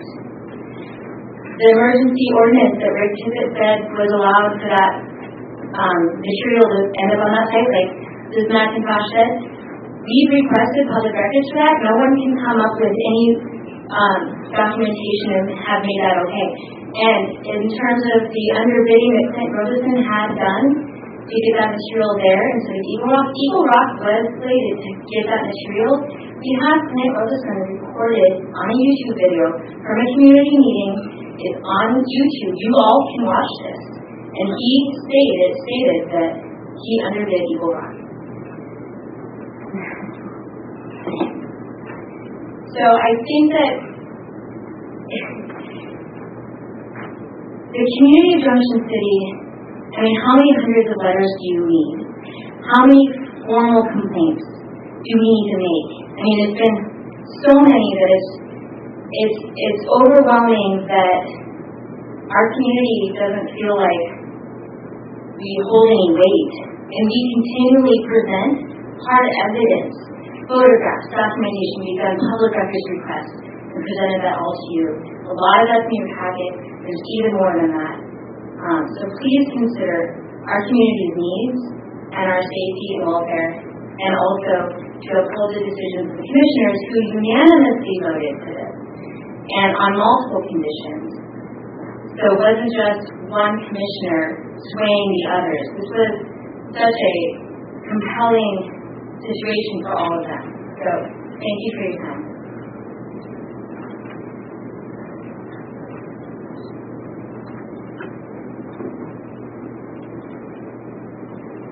Hello, I'm Carrie with Trinity Sand and Gravel. I started with Jed in spring of 2019, and it wasn't until a site visit in August of 19, Jed had related 1 or 2 telephone conversations about complaints that were very contentious from his point of view. And other than that, there hadn't been very many instances of being aware of complaints until Tim brought it up in August and said there were many, many complaints. He said, well, what are they about? Where are they? Well, I don't have anything. I handle all the documentation, payroll. I thought I was particularly suited to address these issues. So we couldn't get anything from the county. If there's no mechanism if they're going direct to the county to make us aware of the problems. We were asked about rock pressure on site. There was none. We were asked about working nights and weekends. We had neighbors stating that trucks were coming out of the pit at night, and we were operating. I would know this. I do the payroll, and my guys are not going to work without getting paid. You can ask any of our guys, we don't work nights. We don't work weekends. We definitely don't work Easter holiday. They've got families. So, if we're not paying them, and they don't want to work then, I don't understand how this is happening. And my goal, new to the industry, can't understand what's going on here. Obviously, they're hearing something. Something's going on. Let's see what it is. So I went and approached the school in regard to truck traffic. This seemed the most likely to be able to tackle. We put a sign, we talked to our staff, we talked about operating the equipment before 7 a.m., we talked about all of this stuff. Then COVID happened, and I'm in the process of this. I even contacted DOT about signs for the road. COVID happened, everybody's on distance learning. The data they relate that we did have the heavy truck traffic that we do not deny was during the summer months when school was not in session, also with COVID. So it's not that we're unaware or that we're oblivious to these issues. We do pay attention. In regard to the truck that came for the noise study, at the time of the March 25th meeting, when it was voted to revoke the permit, we had a contract in place to purchase a new truck with GPS technology on it to get in on top of these issues. We were not receiving direct communication, could not get any feedback when we said, what are you experiencing with the truck traffic now? I sent emails, dead silence. You know, we tried on numerous occasions, or I tried, to get a dialogue going. And it wasn't helpful. We were going to set up a community meeting. I was told specifically on the phone, we're not going to believe anything you say, period. With the conversations that were had, it did not seem that that was going to be a productive endeavor. So I sent an email and said, at this time we decided not to have a community meeting. We were getting ready for the October meeting for the planning commission. I got up there and said, Jed Buick told him he wasn't going to communicate with them anymore, and they had it in writing. So there's different things going on here, and it's very hard to get a clear path. We also asked for clarification from the planning commission. I don't know anything about money. Nothing. Knew the whole deal. So when I'm looking into this stuff, I'm asking questions, and I'm asking for guidance, and I'm asking how to find out this information. Well, the information that I was given was apparently different information than was given to the community when they held a community meeting in March of 2020 and didn't notify us. To clarify the use permit. That would have been a great meeting for all of us to participate in and to get on the same page at the same time. So I understand there are issues with the community's concerns, and they do have concerns that I would be concerned about also. But you also need to keep in mind our employees, our family people who live in the neighborhood, our truck drivers have children. They're conscious of going through that. We've talked to them. Benji states he goes under the 20 miles per hour. We ask him to go on a regular basis. So it's not lack of effort on Trinity Santa Rosa part. We've all been working towards solving these issues, getting the noise study, getting new trucks. This stuff doesn't happen overnight. It took me 9 months to get the parameters for the noise study. It's not lack of effort or disregard of what the concerns are. Thank you. Thank you. Is there any additional comments from the room? Emma, any additional comments from Zoom? Yeah, we have Elaine Brown. Should I go now? Oh, there's one comment on Zoom. Okay, so we'll go ahead. Blaine, are you there? Hi, can you hear me? Yep, go ahead, please. Okay. So, I'm here representing my husband as well with concern over the health and safety and peace of mind of our citizens and school children in Junction City.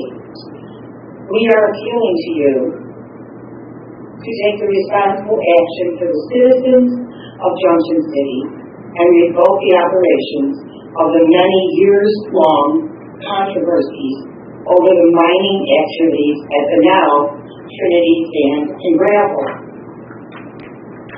We live across the street from this operation up on Montezuma Road, and we can tell you it is a daily annoyance with noise and dust it creates in the air.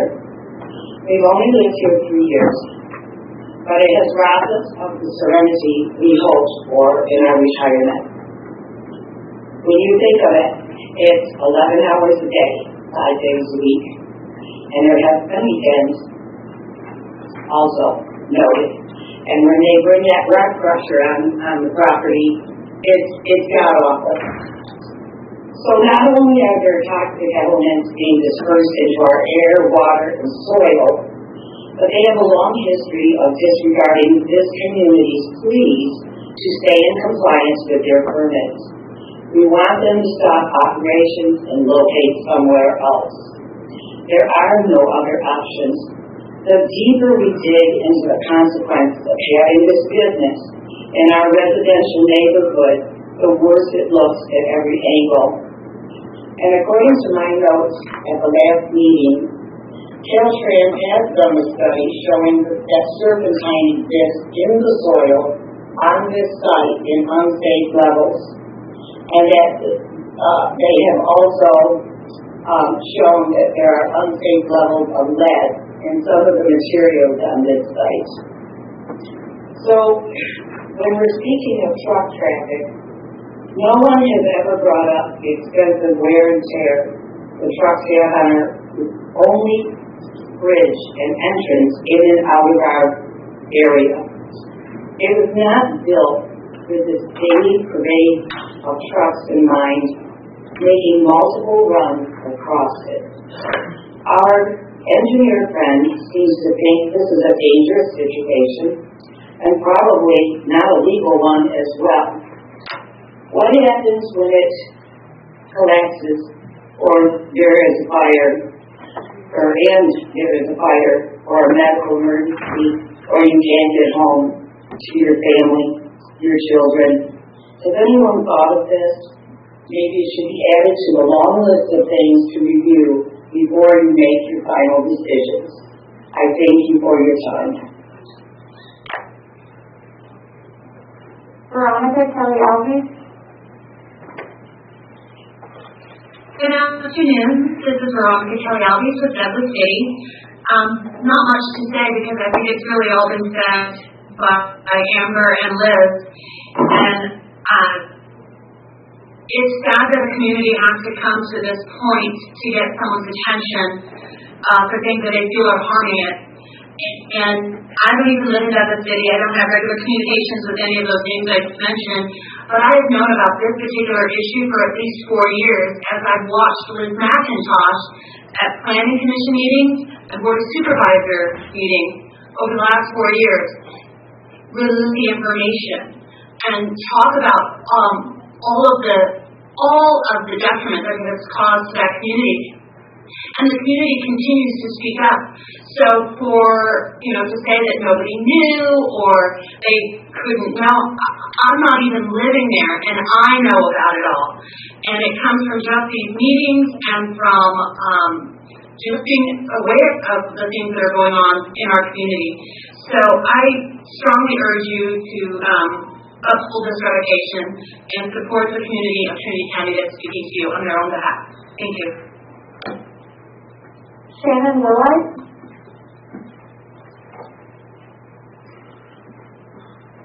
Good afternoon, Supervisors. This is Shannon Willard from Willow Creek in Humboldt County. And I'm an attorney here in Willow Creek has been working with the members of this community to continue to ask that you revoke the permit.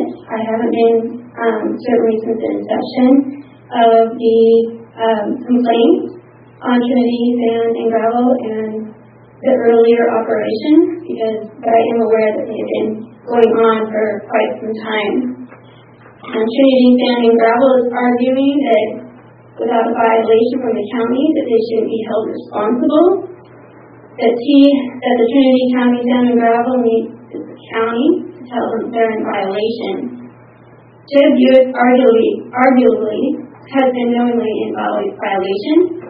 It's their responsibility, his responsibility to know, to follow his permit. He has applied for a permit. We understand that. But the issue to focus on is that he did not wait to be approved. He brazenly acted on his own reconnaissance to do just what he wanted to do. This was a violation of not just his own conditional use permit and the Trinity County Code, but there's also other violations such as the Air Quality Control Board, who is operating under the knowledge that he is allowed to have these other operations going on site. ESA, the Environmental Protection Act, the Endangered Species Act, excuse me, it's hot in here. FEMA, the Clean Water Act, SMARA, and the recommendations by the Wild and Scenic Rivers Act, which of the Trinity River is on their designation list. This is far beyond Judge Buick's authority. I want to make a quick comment on the sound study. The trucks used in the study were not even the actual trucks that are used by Trinity Sand and Gravel. Right there, that study should be thrown completely out the window. But I do feel like all of you do see and understand that there is a huge sound issue at the school, and that causes a lot of issues with the children. If no one has said it yet, obviously trying to learn in an environment where your windows are shaking, where you can't hear what the teacher's saying, for many days out of the week, on and off, throughout the years is a very difficult situation. That operation is obviously in the wrong location to have a community. It's right in the neighborhood. It's right next to a school. And I'd also like to point out that the study never did Site 5, which she said was the worst site. We have a resident a half mile away whose windows shake from the noise. She stated that she could hear the noise inside through her earphones. This is just as valid as an observation as the measurable data from the sound study. This person could sit on the stand as a witness and explain her own issues and be given due aid. The county determined, or the planning board determined, that the site is not in compliance with the conditional use permit. And really, that's better late than never. The planning department should have issued violations long ago. This is a problem, one, because it looks like to you that maybe the issues aren't as severe to warrant a revocation. And really, I don't think the county, as much as they wanted to, has really been informed. Not by their site visits, certainly, but they have been informed primarily by the community. Really, if it wasn't for the community speaking up and contacting the planning department about the violations, the county just may not have been aware. Unfortunately, this is creating a huge liability for the county. Judge Buick did not, on his own due diligence, or possibly just didn't care, choose to follow his conditional use permit. That must have been given to him when he purchased the property. That was his permit to follow. In considering the ability of Trinity Sand and Gravel to not follow its own permit, it's really hard to say that you could ever trust them negligible, but they will. In the CUP, it states that there should be a final reclamation plan. This has never been done, and it could have been only a matter of time after Jed Buick purchased the business that he started making the active choice to violate his permit. This is a business that's never been held their own failure to abide by their permit. If you reverse the revocation, how can you trust this owner will not continue? You can't. There's hundreds and hundreds of pages of evidence, photos. This is all evidence that could be submitted in a court of law. I would ask you to review closely the public's comments as these are evidence, especially but not only Ms. Barger's written comments, as they do give a detailed analysis of many, although not all of the permit violations. In closing, Jed Buick chose to operate as if the amendments were approved, and he's still violating his own proposed amendments by continuing to have more equipment than is allowable, adding a rock crusher and a bolt separator. He has multiple black water holding ponds. There's operations inside the riparian zone. He's operating during times of non-operation, including holidays, weekends, outside of their required business hours, and during morning and afternoon periods when the children are coming to or leaving school, and during the 45 minutes of required quiet time after the school day ends. He's operating within the no operation zone during September through April, and he is not plating boundaries. More violations include the failure to use a noise suppressor equipment and failure to communicate truthfully to the North Coast Unified Air Quality Management District, to the Planning Department, and others by allowing equipment on site. He has not ever watered down haul road trucks in the mine area. And I really feel like I'm probably skipping some because there really is hundreds and hundreds of pages of evidence. I thank you for your time and ask that you please stand by the revocation. Deidre?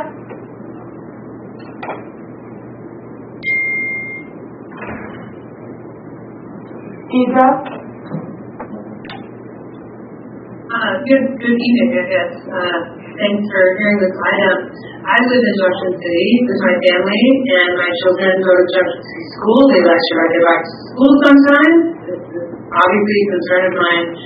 With 3 trucks on the road, and if they want to go to the store after school or something of that nature, the rocks, these giant rock piles, are right up against the river. And while we're in a drought currently, I'm fairly confident that at some point there's going to be water and it's going to wash all of that downriver. And I'm concerned about all the riparian habitat and how that's going to be harmed.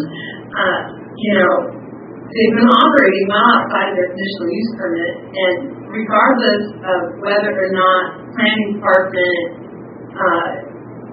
notified them or took the appropriate actions, it's really beside the point. As a holder of a conditional use permit, you're ultimately responsible for maintaining compliance with that conditional use permit. It doesn't really matter if you're getting your notice that you're not in compliance. You're responsible for that compliance. And I have signed conditional use permits for other things, and that's my advice to them. Is it doesn't matter if the agency is coming after you or not. You're responsible for these things, and they must be completed. I think also, our road, it is a tiny road, and all of that traffic on there, this is a terrible location for this activity. I do have concerns about, I don't want to go after someone's business, but we're also talking about, I believe they said 3 employees, and that's really not very much in the grand scheme, and I don't think that their job warrants letting this go on and negative effect to the entire community because of it.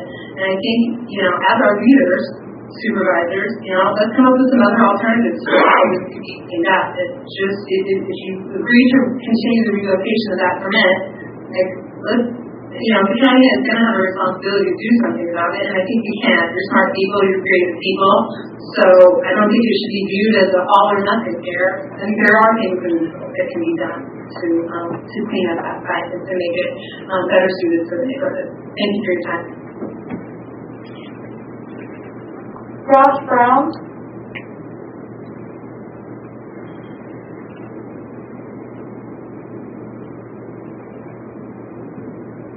Josh Brown. Hi, this is Josh Brown.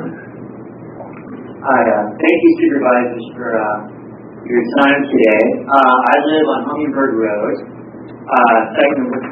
My wife, Amanda Berger, spoke earlier. And I just want to urge the Board of Supervisors to absolutely uphold the Planning Commission's revocation of Trinity Sand and Gravel's conditional use permit. This whole process has been absolutely mind-boggling. Actually, let me just say one thing. Site number 5, it's been noted, and you've heard many times how much noise we get directly from the pit mine. We have been enjoying our nice, quiet summer. It's been amazing. It's been a huge difference in our quality of life. And it's not something that you can really say it's like one particular incident of this pit mine noise that bothers us. It's this kind of low-grade grading. It disturbs our peace, our serenity. We live up against national forest land. We live in the woods, and to hear industrial equipment most days of the week is very, very disturbing. And regarding the conditional use permit, it's been blowing my mind this whole time of how a business that is allowed a limited scoop and haul operation has turned into a full-fledged industrial mining operation. And it got to the point where we literally had to bang down the door of the Planning Commission to get a hearing. And once they saw what was going on and were able to hear the evidence, they revoked it.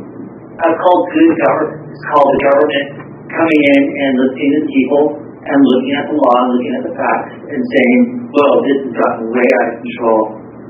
And I'm sorry, I have to say, it was bad government in the planning department, bad government in other parts of the county that allowed this thing to get to where it is today.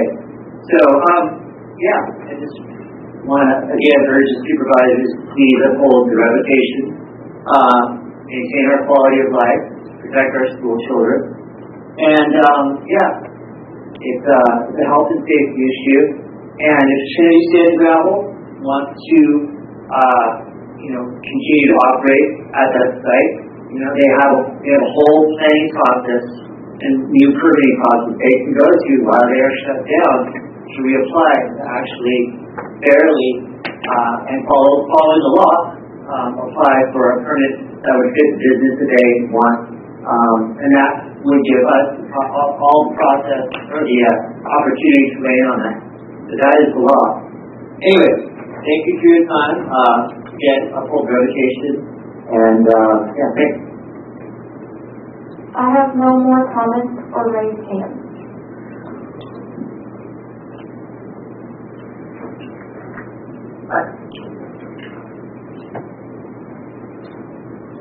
Good afternoon. It's been a long day, but I'll make this brief. I just want to, my name is Gary, I'm with Trinity Sand and Gravel. I just want to briefly discuss the slide material and the assessment of it being hazardous material. Like David said before, Caltrans has said that it's non-certified, and the process of getting a emergency contract with the state, an emergency force account agreement, in the terms and conditions portion, there's a section on there for hazardous material. And if there's hazardous material found on the site, then that contractor has to get a separate special subcontractor to come in and remove that material. There was not a second subcontractor brought in because the material, the NOA, was beneath the threshold. Now, if it did meet the threshold, that material, that 500,000 cubic yards of material, we either have to get shipped to Anderson, California, and if it met even a higher standard, we have to get shipped down to Kalamazoo City. So obviously, there is the NOA is under the threshold. The lead threshold, I know it's, off Scarlet Hens, but we've invited the community to come out and take a split sample with us on the lead, and the lead is so far, it's at a minimum. It's compared to background soil that is found in the everyday household. There's essentially no lead in the material. Now I know Judd did sign a contract with Simple Weevil House in 2019 to bring in 30 to 40,000 cubic yards of material, but Judd signed that because there was precedence of, hey, for emergency work you can bring material in, but as we all know, Rick Tippett stopped that, saying, hey, you can't bring any material in. So none of that 30 to 40,000 cubic yards of material got brought onto our site, and to identify themselves, the state puts a little line that says, hey, if it's in like 50 to 320 parts per million, it's considered hazardous.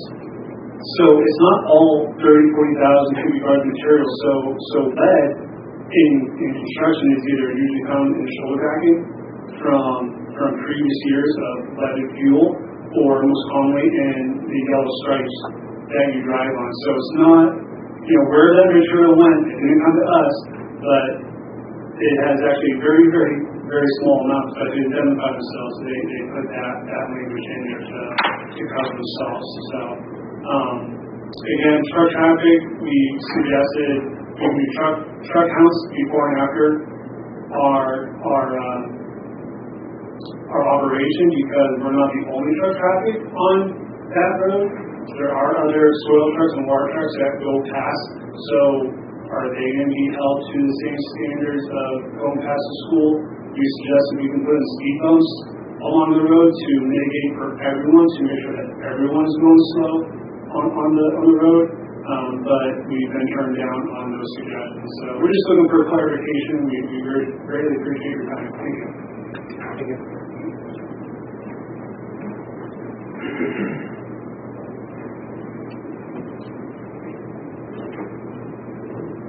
Hello, I'm Judd Buick. I'm the owner of Trinity Sand and Gravel.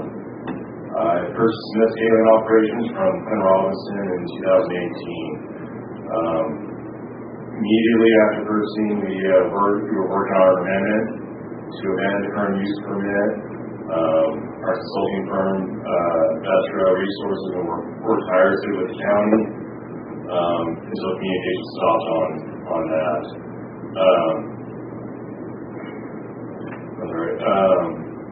Our amendment was in hopes to identify and correct all the issues that have been brought forward today, such as bonding, to increase the bonding amount for the rec plan and issues like that. Prior to purchasing this operation, Clint Robinson and I went and spoke with the previous planning director, I believe it was Leslie Hubbard at the time, who told Clint and I, and told me if I did choose to purchase this rock pit, to continue operations as they have been from the previous 20 years. And as they work through the amendment process of that use permit. Very simply, I purchased this rock pit just to give my employees something to do in the wintertime. We never intended this to be a large operation, such as Eagle Rock or anything like that. We've only worked a few months out of the year as our intent. Matt just spoke about the other truck traffic. There are considerable amounts of other truck traffic on the road, heavy water trucks and soil trucks, propane trucks, stuff like that. Sorry, some notes here. Again, we never received any notice violation. It wasn't until 2019 that we even knew that there was this considerable amount of complaints from the community.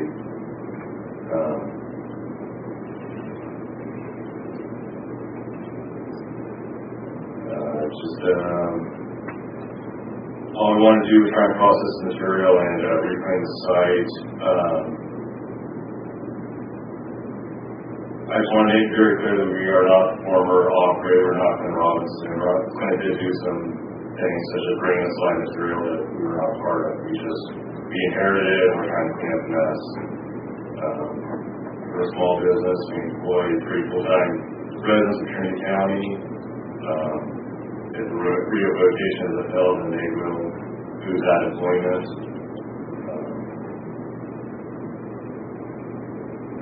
Thank you.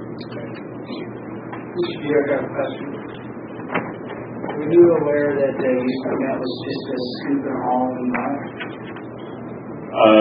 Yes, I was. But again, after speaking with the previous planning director, it was stated to me that to continue operations as they had been, like how the plant had operated it, was how I was directed. Thank you. Sure, I have a question. Why did several wheelhouses decide to bring all that rock up to Trinity County, your place, instead of the gravel pits in between him and you? So they never did initially. So Caltrans came to me and asked me if I would. At the time I said yes. Again, did not know the situation, and it never ended up happening. Rick called Caltrans and shut that down, and that was the end of that. Thank you. Sure. I have a question. Yes. When Lester told you to continue working as it had been, are you saying that Clint had deviated from the CUP? And so Absolutely. And so were you not aware of what was or was not included in the CUP? I would say yes for a statement. Yes, I was under the impression of other things, I guess. That Clint, yes, it was. Yes. Would you agree that it is or is not your responsibility to know what's on your CUP? Yes, it is. Okay. And I'm also curious, do you live in Junction City? No.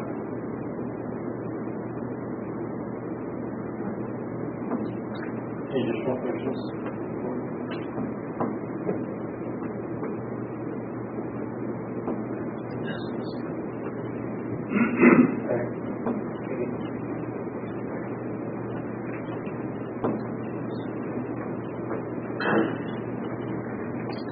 Commissioners, John Ross, Kansas City.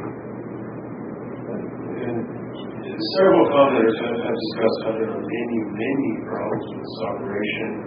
I couldn't agree more, but I'd like to touch on a few very briefly. And the noise and the truck traffic is a recurring theme I wanted to have Thomas attempt to address. But for myself, the biggest concern is not something detrimental or a nuisance. It's really a health issue, and that is the fine dust that finds its way to Junction City School. The operation is directly upwind, standard every afternoon wind, northwest sea breeze that comes up the river valley, blows this fine dust right into that school and onto the playground and into the classrooms and right into my kids' lungs. Operated far outside of the terms of their conditional use permit. The new owners racked up many complaints, just like the previous guy. County courts have a history of really, I don't think, ever bringing any sort of enforcement on land use or planning matters other than cannabis. I'm not aware of any. It was convenient for the county to work hand in hand with this operation over the years. There is a need to put road debris, slide material somewhere. We all like having roads. But the real concern here is this is a health issue. This is a safety issue. If the current applicant has been unwilling to operate under the terms of the original CUP, then perhaps there's an easy decision for you guys to make, and that is he can reapply and try to come up with some way to sell this to the community and the planning commission and get a new conditional use permit that he may be able to abide by. But short of that, you guys have a very simple decision to protect our community and revoke this permit. There hasn't been any restoration. Just continue to build bigger and bigger berm right next to the river. Someday we will flood again. That water's going to need somewhere to go. It does zero that. I don't know how they can do it economically at this point, with this much bigger of a mountain there now, I'm not sure how we accomplish that, but it's up to them to bring their ideas, proposal, project description before the planning commission and try. And I hope they do. I hope they can find a way to make it happen. Maybe it's with less truck traffic. Maybe they can move that rock via hot air balloons or mules or something. But this is a mess, and it's gotten to the point where it must be shut down. So, thank you. It's an easy suit.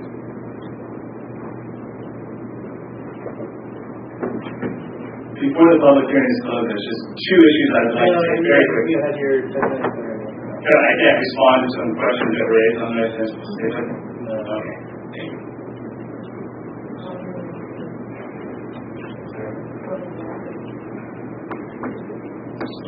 Supervisors, do you have any other questions for me that have anybody? Yeah, that's here. Margaret was concerned. Oh, can you get a determination on the code and the... Did. Gosh, it's been a while. First of all, the code does read that the planning director does schedule the public hearing. Maybe a matter of semantics, but I did schedule the hearing. I wasn't given a certain date. The direction, the item was discussed at the planning commission, in October of 2020. It didn't get on the agenda until March. It was my hope that that the complaints, that some resolution could occur. It did not. The complaint still came in, and so then I decided to schedule that appeal. For what it's worth, I did schedule the appeal as the planning director. However, the notice that was given did not include specific statements on the conditions deemed to constitute a public nuisance or violations.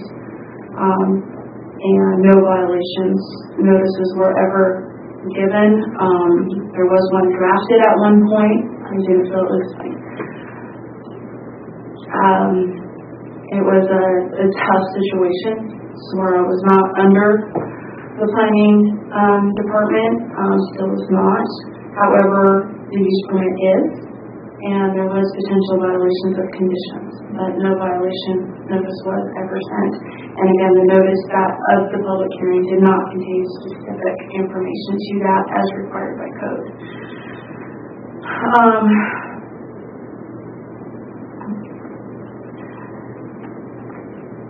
And I think,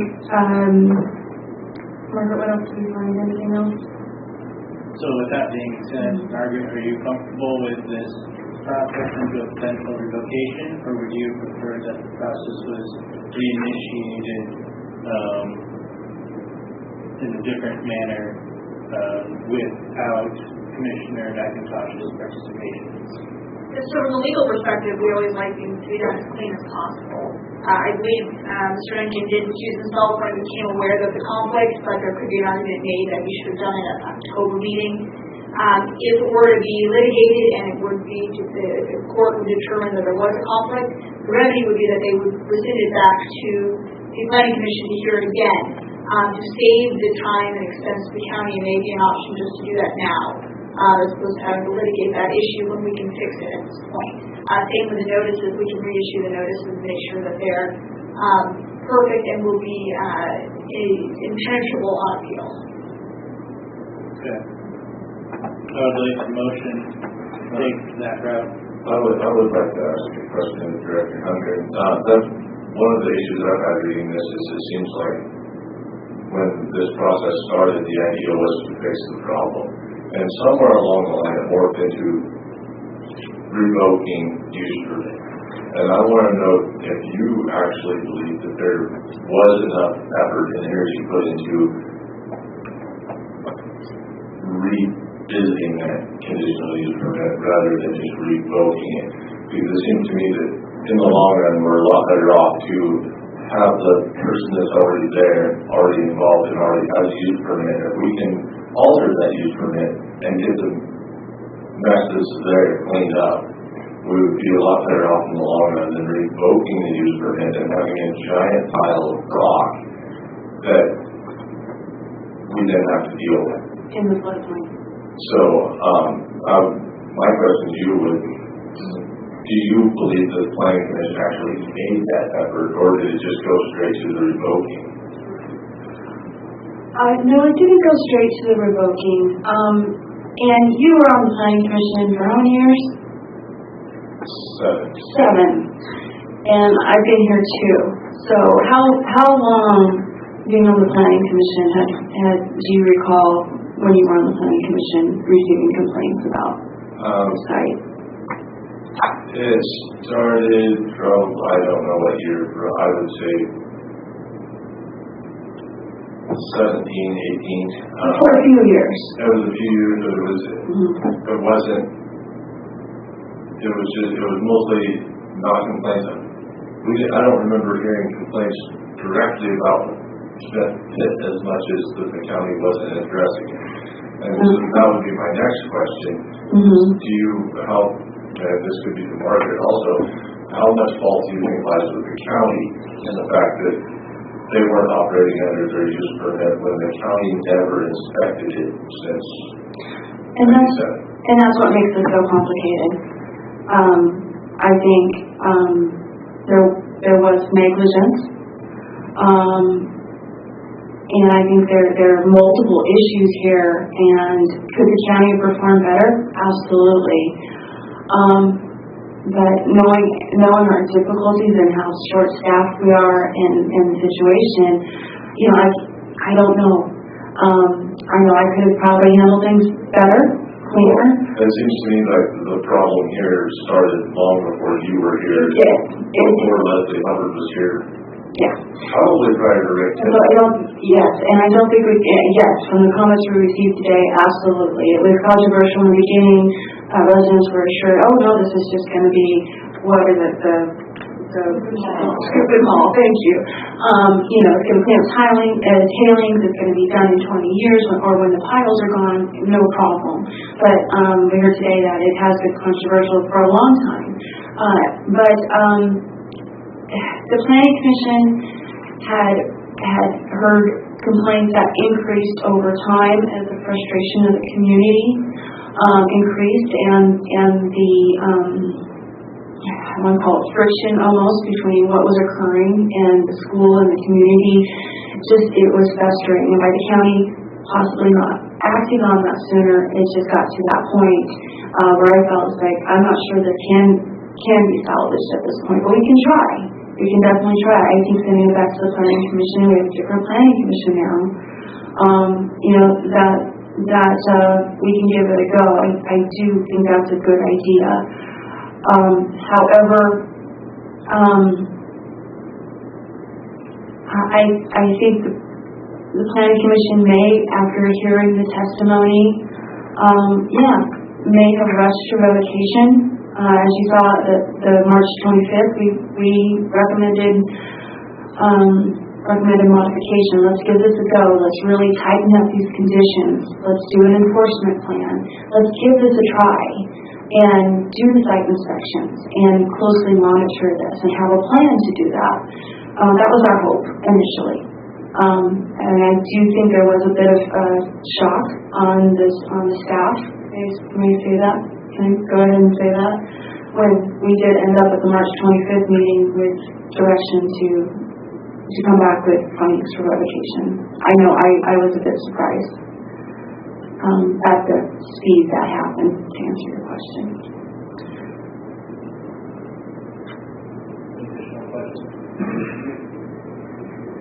I'd like to address something, if I could, just for a moment, just to clarify one statement that you made, Supervisor Frazier. It has been inspected since 1997. I just want to highlight that inspections had occurred with my predecessor, and I have those documents in front of me. in terms of my employment in late 2017, I wasn't certified until late 2018, so there was a gap in there. There was some personnel that was trained but then left during that time as well. And so I'm not saying that the inspections went as well as they should have, but I do want to clarify that there was a record here that has been kept of inspections of this site. Okay, and I have another question with that. If the site was inspected and these operations outside the CUP were ongoing, what liability is that Hooker County under if nothing happened when they went on these inspections? Apparently, he passed inspection, and if they were operating outside the CUP. Okay, so I would like to clarify something there as well. So with the SMART inspection, the annual inspection form, which is basically a template that changes from year to year, but it's a form that's built around the language in the reclamation plan, not specifically the operation. SMART doesn't have as much concern about the operation of the mines. It has a concern about the reclamation plan and that the operation adheres to those requirements over time. So for a SMART inspection, it is a reclamation plan inspection. There are, of course, components of the mine operation that are described in the reclamation plan, but it's a question of an annual inspection, whether you're going to be there at the time that there is a potential violation. That's not always going to work out that smoothly. And so, is that excuse? I'm not sure. I'm just saying that is a fact of inspections, especially in an annual nature, and especially around the county. So, if I needed to be in the position to look at the condition of the mine as well as the reclamation plan more frequently than once a year, that's something that I would need to be directed by my boss, my director of activities at this point. And that is why SMART should be under planning. And to be clear, Dan, there's been complaints on that. Oh, I've heard from back to 2005, and most of it was mission creep, and it wasn't that permanent people would go in there and run for 6 months at a time. It was somebody sneak in there and do something for a while, and then they would go on, and back and forth, and it just slowly moved forward. But I do, well, actually, we're getting into discussion. Did you make a motion? I started to, but Dan had something you want to say. So I have some questions of staff. Go ahead. No, I have statements at this point. Okay. Well, I'll make a motion to remand the item back to the commission without Commissioner McIntosh's participation and with all current revocations to remain in place until reviewed by planning. That's due to, I think, some of the newer evidence that we discussed today, like the new trucks being used for a sound test when old trucks were being used for the project. A number of things that came to light today that I think would be beneficial to have looked at with the commission without Commissioner McIntosh's participation, just so that there is a clear legal line between the due process, and to get all the way through this and then get into bumps in the road down the line, I think will muddy the water. Can we get a second on that before we have the question? I thought that was really long done out. I'm sorry. I will second the original sentence. First sentence. I can repeat it if anyone wants. That's okay. Anyone wants any discussion on that? I agree with you that Commissioner McIntosh's role here puts us in a liability that I think we should send back. I don't think there's going to be much change in the viewpoint, but I think we have to dot our I's and cross our T's. I just like to say I agree with what he said, and Jeremy. The part that I think we're missing out on is, we're a small county, we don't get everything checked up like we should. We don't have staffing for all of this, and then when we don't, we fall back on the people of the community. And the day spoke today. They've been speaking for a long time, And it's important for us supervisors to take into that consideration of what they've been saying, how important it is to them, their kids' school, and our community. That we take their thoughts and what they brought to the table over many days into consideration. I see a lot of good people out there, and I don't think that they would come here without the best interest of the county in mind. And I don't think it will change much with the McIntosh situation. I know we have to go through that because it is a solar legality, but I don't want to discard anything that the community has to say about any of it. How many people support this? We have a motion by Supervisor Brown, to remand this item to the Planning Commission without Planning Commissioner McIntosh with the count revocation staying in place. Is that the correct motion? Yes. Thank you. Motion by Supervisor Brown and second by Supervisor Gross. Supervisor Gross, how do you vote? Aye. Supervisor Brown? Aye. Supervisor Cox? Aye. Supervisor Rogan? Aye. Supervisor Fraser? Aye. Motion passes unanimously. Thank you for the community members who have been tirelessly working on this. It's very frustrating. Regarding the remaining agenda, are we going to take that over? Okay. So we'll be going in closed session. Are we going to break for a minute? It will take 2 minutes. Less than that. It's a really easy one. Just 6.2 then?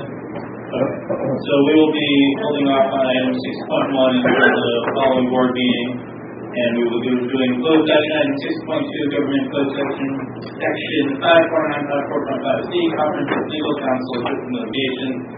Number of cases, we're just doing one case, Purdue Pharma LP, case number 19-23649. Absolutely not. I don't mind doing whatever people do if it's not confidential. Okay. It's already been national news, so. So this is for the pharma. I have a question. Why are we doing that? I have run into healthcare issues, like most people are not watched right now, so I do have to get home, but you guys will. Don't tell us we're welcome to do whatever we want, because that's not true. Now, we might as well go to it. I would like to have legal counsel here.